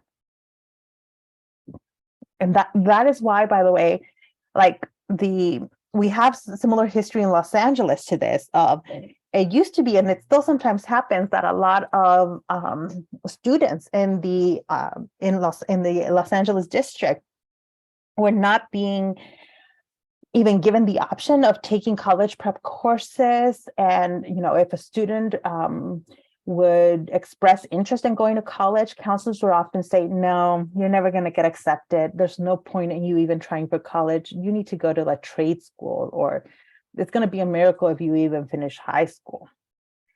There's actually a lot of very similar kind of racism behind that kind of ideology of students not only not being given the option, right? Not even being allowed to choose a path that takes them to a university or a college, but actually convincing them that they could never do it.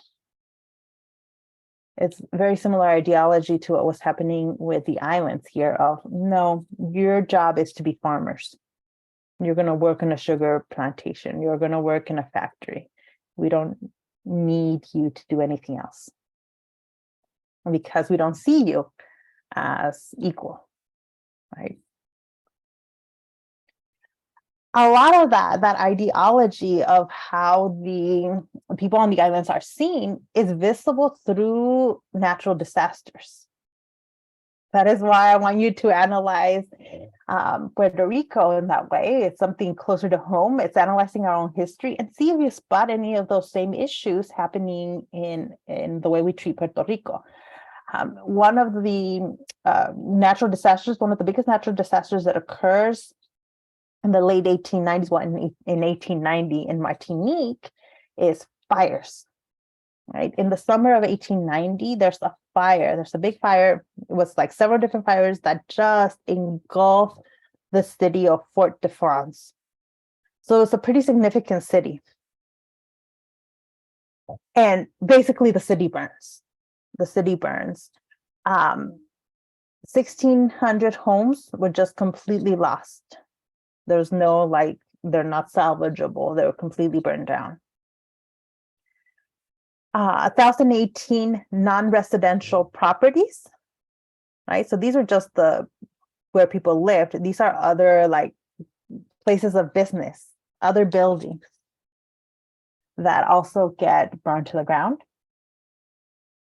13 people died. Now, that might look like a low number, although I would argue that any loss of life is significant. But all right, you might think of that and say, well, that's not really that many people. Except the people that survive have lost their homes, have lost their jobs. They estimated that around 6,000 people didn't have food, water, shelter, or clothes. So that was roughly about half the population of the city did not have any of those things, did not have food, water, a place to live, or even clothes, because everything was lost in the fire.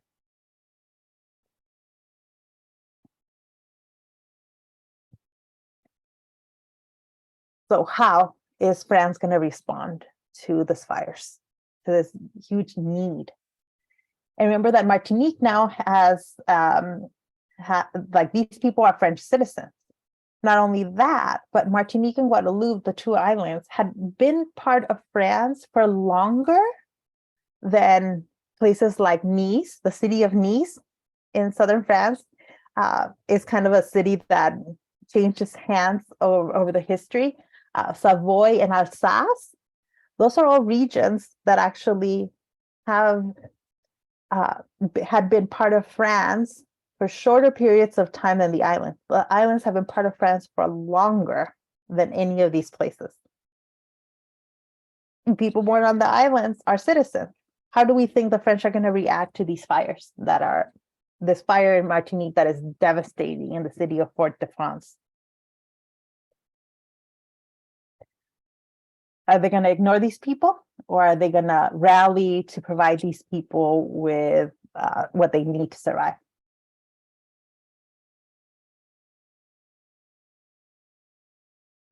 So there is an outpouring of public support. An outpouring of public support across France. One of the ways in which money is raised for Martinique to help people after the fires is as a call, right? There's a call to donate money. The French people are being asked to donate money to their brothers.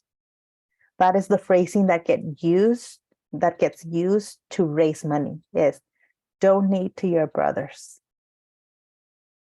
Right. And it speaks to people's nationalism, right? Because in France, brotherhood is a really important ideology. It's one of the core principles of the French Revolution. So if you are French, part of what defines French identity is the belief in liberty, equality, and fraternity. It's help each other out.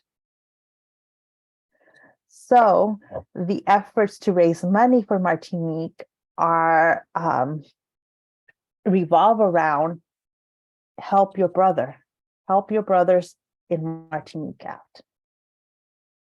Right? The government agency, or the agency that's in charge of this, is the Comité de Secours. So like it's like the aid committee. And they're the ones who are organizing the fundraising to send money to the island.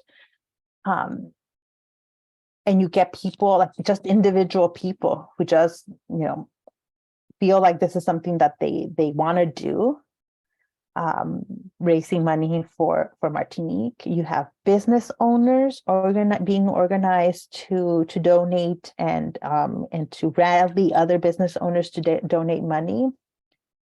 Municipal officials, so local governments, are also organizing their communities to raise money for donations, and people are not just doing it through the official government channels; they're doing it on their own. Like people in the communities decide to organize their own efforts to raise money for the island at their schools. So at an individual and local level, people over France organize to donate to the island. 1.7 million francs are donated and directly deposited in the treasury of Martinique. That's a lot of money, especially at the time period. Right? We're talking 1890, 1.7 million francs directly deposited into the bank account of the government of Martinique. What does this tell us? What story did I just tell you in this slide? What can we say about the French based on this information? I'll put it more directly. Are the French generous people in this situation?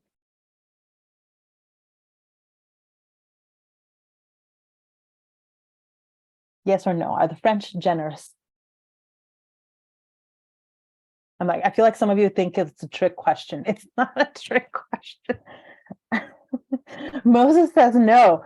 Moses, you're being very cynical. Why do you say no, Moses? You can put it in the chat. But anybody else that want to help, why, if I am giving you this information, why would somebody say no, they're not being generous?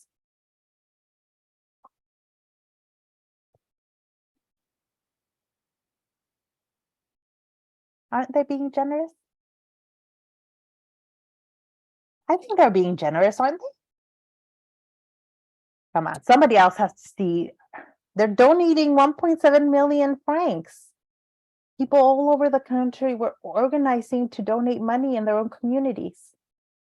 Not because the government told them to, but because they wanted to.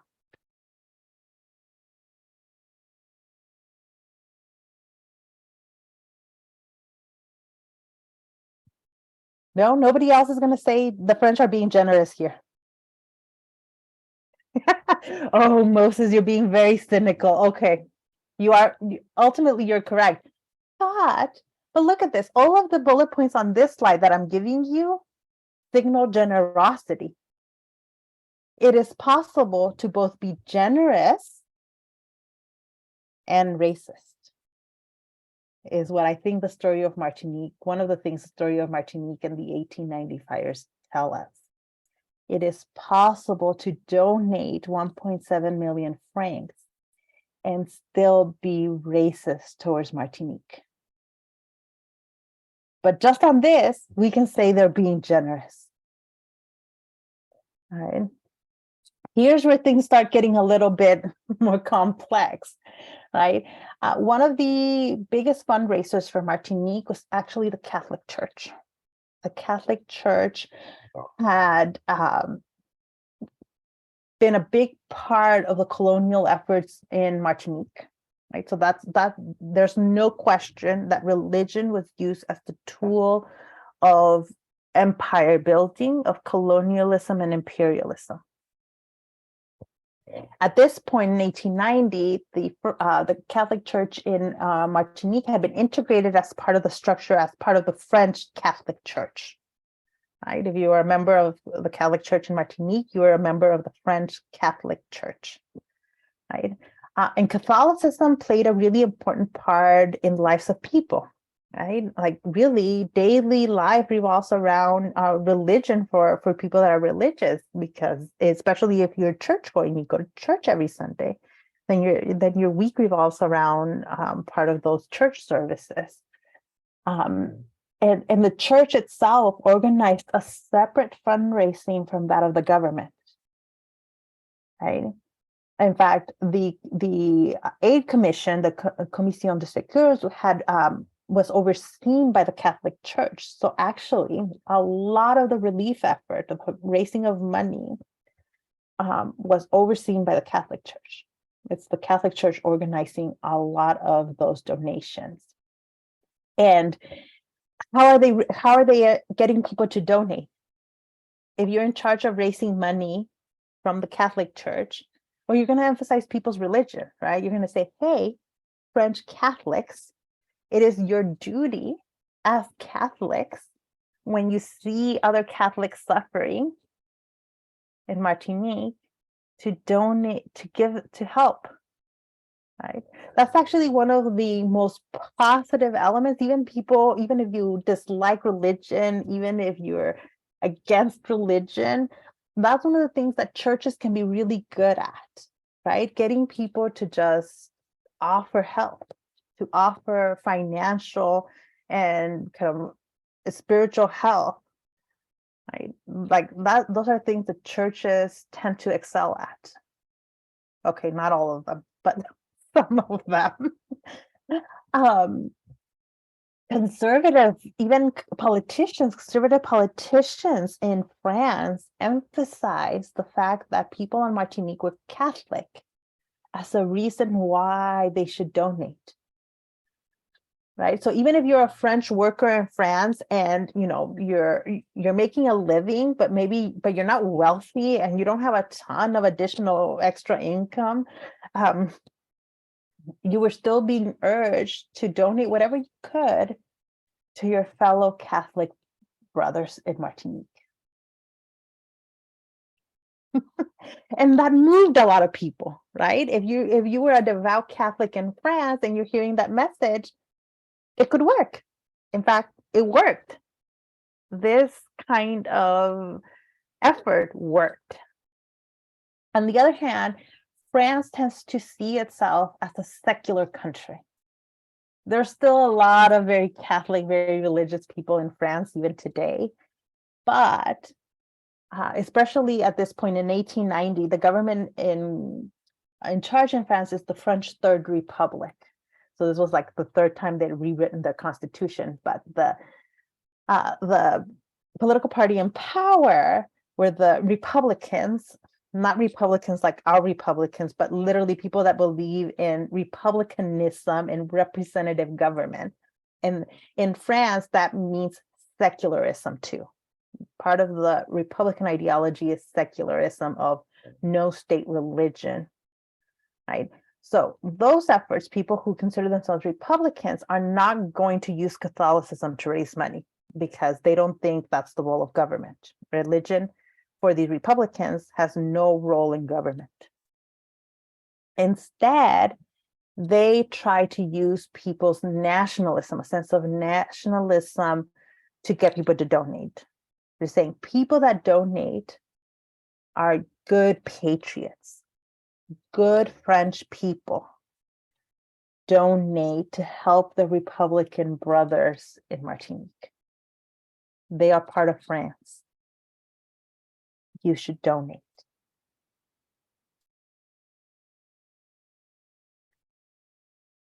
Nothing inherently wrong in either one of those approaches. Like inherently, there's nothing wrong. But where I think Moses is correct is in the way all of that is framed. It's one thing to say we need to donate because these people just experienced a natural disaster. They don't have homes. They don't have enough food and water. Right now, we need to help them. Right? There's a difference between that approach, saying we need to help these people. They just went through a natural disaster, and a paternalistic approach of saying, look at these poor Martiniques. They're Catholic, they're French people, and they cannot look at how terrible things are in Martinique. People can't help themselves. How are these people supposed to survive? They will only survive with our help. Without the help of France, these people who have just gone through this natural disaster in Martinique are going to die. You need to donate and help these people. Otherwise, we don't know what's going to happen. They might die.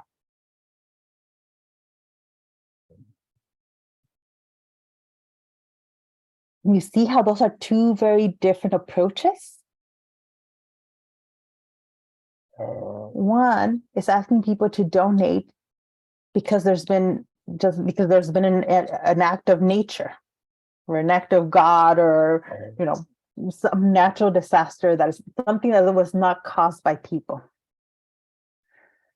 And another one is saying we have to help them because it's the only way they will survive. These people cannot help themselves. Now, some of you might hear those two arguments the way I'm phrasing it and think, what does it matter? As long as people are donating, does it matter? Does it matter what they think of the people that are experiencing this disaster?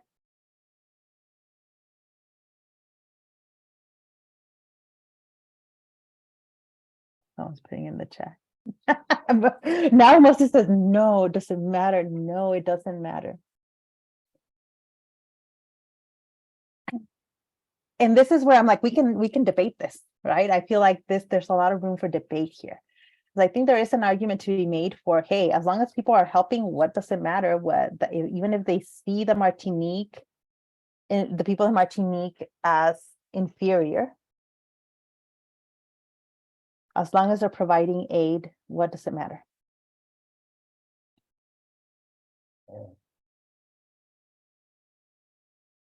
The counter argument to that would be, but why? Why do you have to see people as inferior to you in order to help them? Why? Why can't money be raised without dehumanizing these people?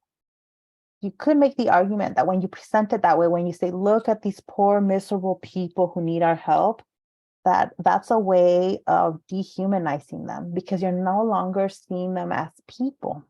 You're just seeing them the way we view like animals at a shelter, right? Like we're seeing them only as victims. And when you see people only as victims, it can be a way of dehumanizing them. Like they're no longer a complex person.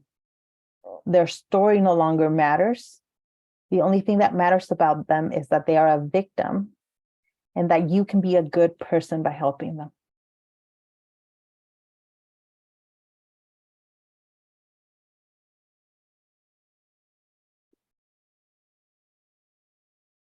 What do you?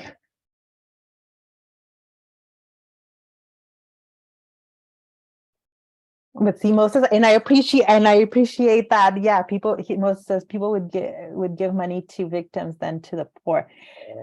So this is one way in which I want you to think about that when you look at the coverage of Puerto Rico. Do you see any of that happening there? And do you see it as a negative thing, a positive thing, or a neutral thing? Like, does it matter if the coverage of Puerto Rico is paternalistic,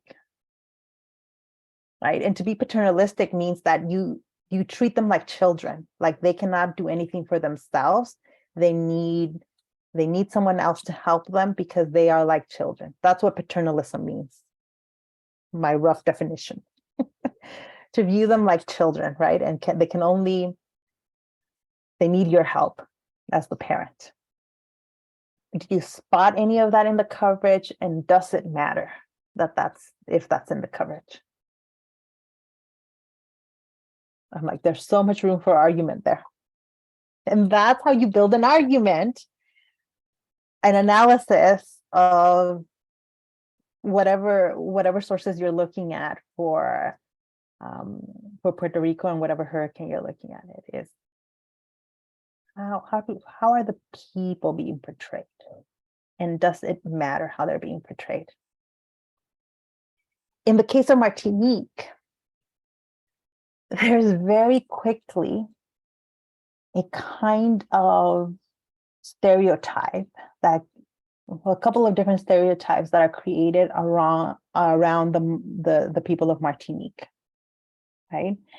One, some of it comes out of the very real fear after the fire that someone would start a fire, start another one, right? There's already been a huge fire that devastated Martinique, where half of the residents of the city don't have food, water, somewhere to live. But there's a fear that somebody's going to start another fire just to cause trouble, just because they can.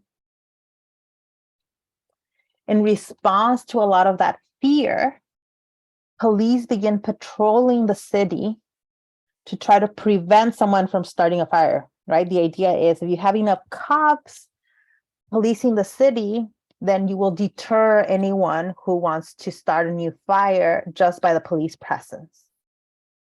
There's also the idea that if there's increased police presence patrolling the city, it will prevent looting from happening. Right? Some of that is a response because they had caught some people trying to steal supplies from the military storehouse. Right? There was a military storehouse where they kept food, clothing, things that were specifically for the military. And they did catch some people trying to steal supplies from there. The response to them catching these people trying to steal was to put the entire city under military surveillance, under military control. It's no longer just the police policing. Now it's the military that is policing the city, trying to prevent anyone from starting a new fire or from stealing and looting.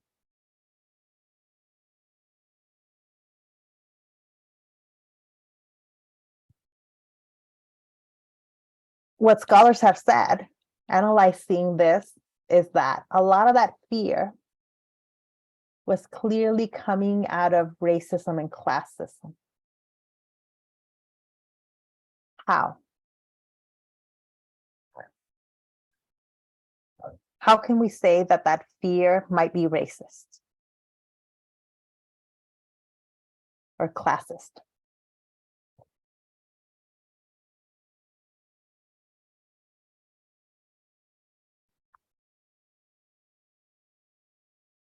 I'm like, again, being a bit controversial. We weren't there, right? We were not in Martinique in 1890, and we weren't in France in 1890. But here's the thing that scholars have looked at, that have analyzed the fire, have said, and that is that this case where they find some people trying to steal supplies from the military storehouse was literally one case of this happening. They caught one group of people trying to steal from the military storehouse. There was actually not widespread looting or stealing after the fires in Martinique. There was no evidence that anybody was going around trying to start another fire. In fact, when you look at the behavior of people in the city of Fort-de-France after the fire, most people react in a constructive, goal-directed behavior. What does that mean? It means that most people, the reaction after the fire was to help each other, to help their neighbors, to help their community. Because we were talking about half of the people in the city don't have enough food or water. And people were trying to help each other out. That is what most people did after the fires, was just help each other in very direct, specific ways. There was not a large number of people trying to cause trouble. And there weren't actually very many instances of people caught trying to steal or even stealing. Where maybe, one might think if half the city doesn't have food and water, there might be a reason for them to want to try to steal. But after the fires, there wasn't even that. There was this one instance.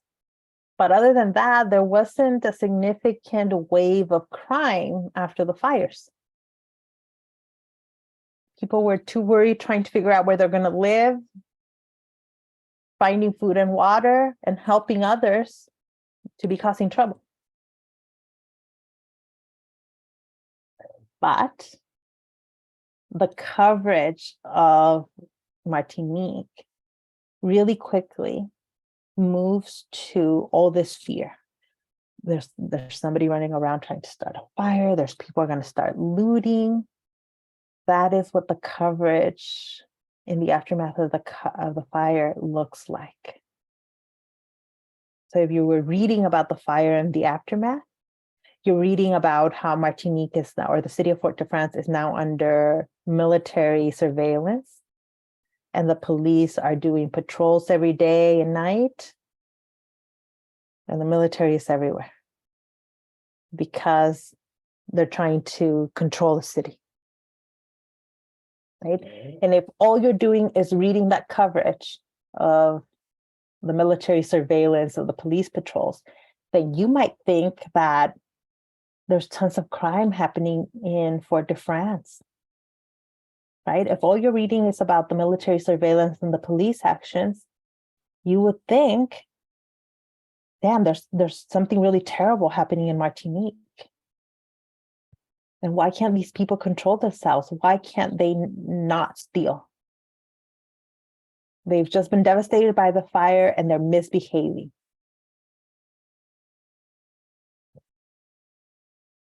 And part of the reason why you can sell that idea, or why people might jump to that conclusion,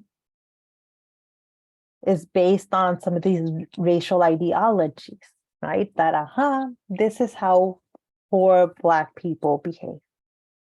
It's the kind of behavior we expect from poor Black people in Martinique. We expect that when there's a huge tragedy, instead of helping each other, they're going to become criminals.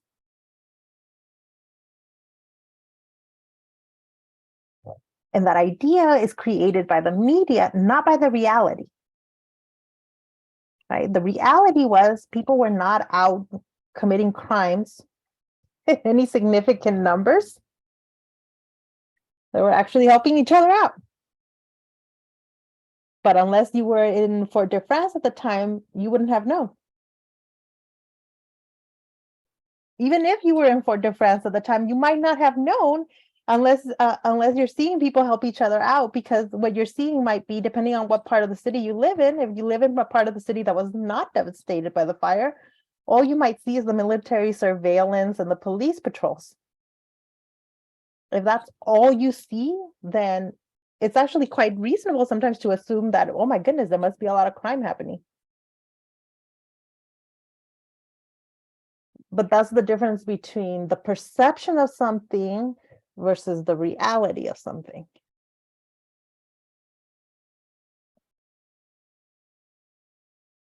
Moses says, kind of like JFK not knowing there was a Great Depression in the US. Yeah, because you got to imagine like the Kennedy family probably did not experience the same kind of hardship that other families experience. Yeah. Yeah, and you know, everyone experiences things differently, right? Through our worldview, through our world experiences, we experience events differently. Two people, I mean, we see it even in families, right? I sometimes talk to my siblings and we're remembering something that happened when we were kids, and we remember it very differently. We, like, sometimes with my siblings, we all remember that this thing happened, but we remember how it happened very differently. Based on our own perceptions, based on our own experiences. So some of that is kind of normal, right? It becomes really racist, classist. It becomes this kind of problem when it's at a larger social scale. Right? When we jump to conclusions as a group that are not necessarily based on reality and are based just on maybe ideas that we were sold, on images that we were sold and that we were very quick to accept.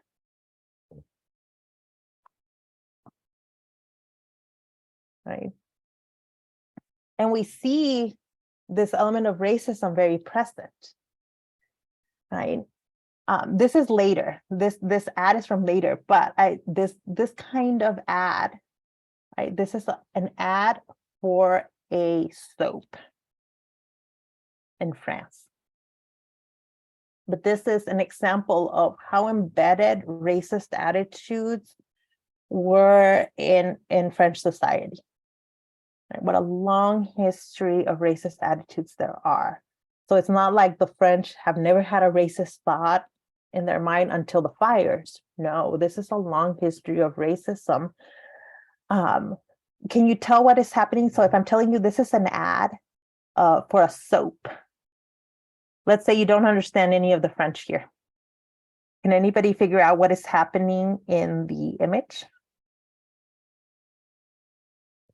Why this can be read as racist?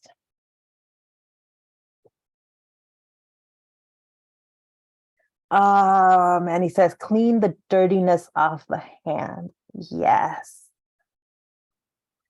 And you'll tell, so there's this Black figure.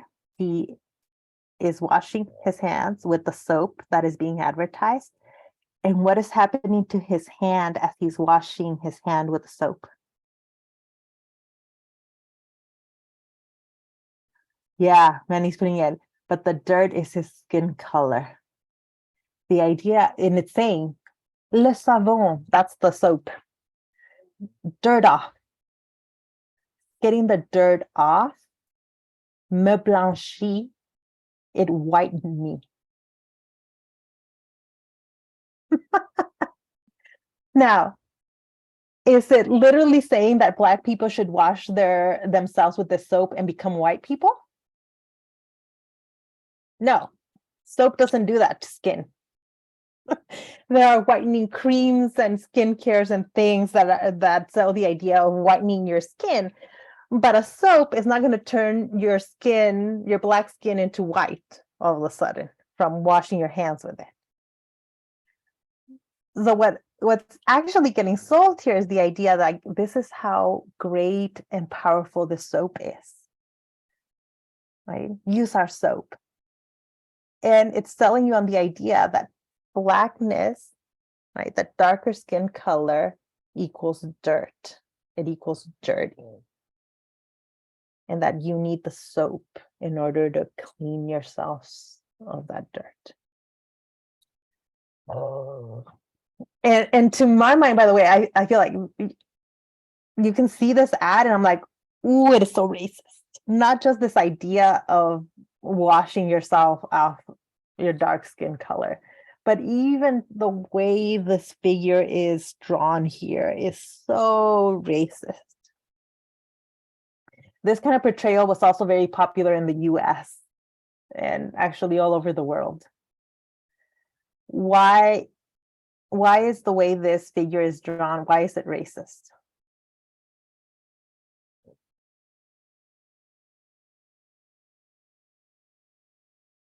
Can anybody identify why I'm saying that figure is racist?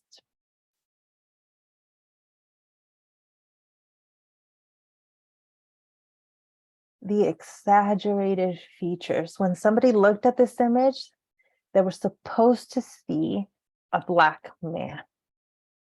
And coloring in the skin color darker was not enough to make sure everybody, apparently, it was not enough to make sure people understood this as a Black person.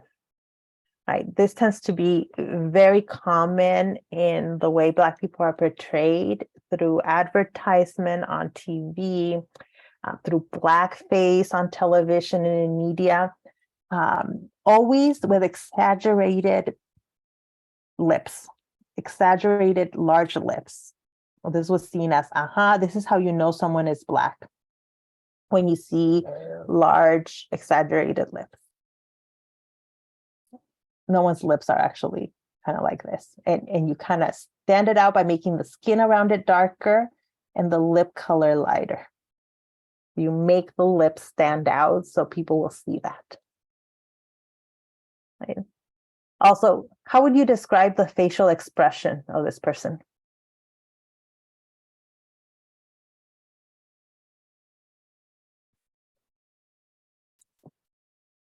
Is it a warm, welcoming look this figure has on their face?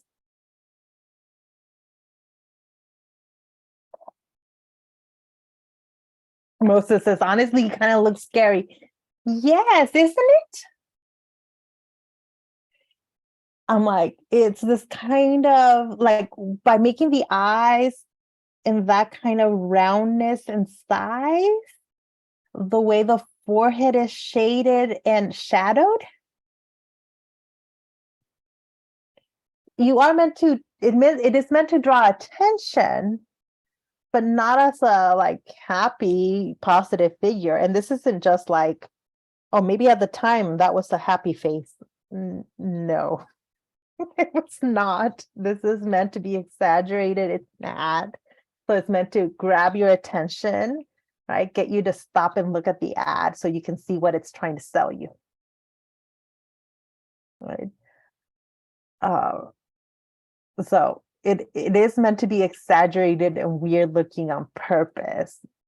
And in doing that, it's using very racist tropes in the way Black people were depicted at the time. Yeah. So I'm gonna skip the stuff about Algeria. So I'm gonna have to delete one of the discussion board questions, but hopefully you see that part of what we did in the discussion of Martinique and these fires is basically what I want you to do with Puerto Rico. Except in this one, in the example of Martinique, I'm giving you examples of how that coverage, the coverage of this particular fire, ended up being very racist. At the same time that there was generosity here. The French were generous in their donations. Like they raised a lot of money for the people of Martinique. That can be true. And they also were very racist in the way they thought of people in Martinique. right? Those of those things were true in this example. That does not mean that I want you to make the same argument when it comes to Puerto Rico. This is why we want to be specific about what sources you want to use, right? For example, that might not be the case in the way people on YouTube talk about Puerto Rico. If, for example, people are talking about Puerto Rico as a colony, Puerto Rico as Latinos, it might not be a racist coverage. When you look at the way somebody covered it, you might see actually a really good coverage of it. And if you think it's a really good way of talking about the hurricane in Puerto Rico, then you want to say that. You want to say, actually, this person or this YouTube channel or this newspaper covered it really well because they avoided racist ideas and racist tropes. You can say the coverage was completely different than the example of Martinique. So you could always compare and contrast the example of what you find on Puerto Rico to the example of Martinique here. Right? You can compare and contrast to Martinique. That's why I'm like, you can come back to this recording and you can cite this lecture. You don't necessarily have to. I like when I see some of that in there, but it's not absolutely necessary. You can just focus on Martinique, but sometimes having an example to compare and contrast can really help you think and write about it, right? So really the focus from now on, your first focus is to pick which hurricane you want to do and to start seeing what kind of sources you might want to write about, whether you want to write about the newspaper coverage of it or whether you want to do something on social media. So before I have 30 seconds, questions before I let you go. You'll have a better idea of what you're doing with this paper, or at least what I want you to do with the paper, at least.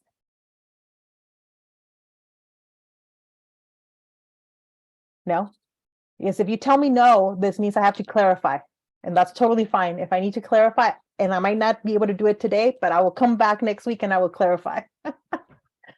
Okay, good. Okay, I'm like, if at least I get 2 responses, then that's good. So, okay, you're all free to go. I'm going to stop the recording. If any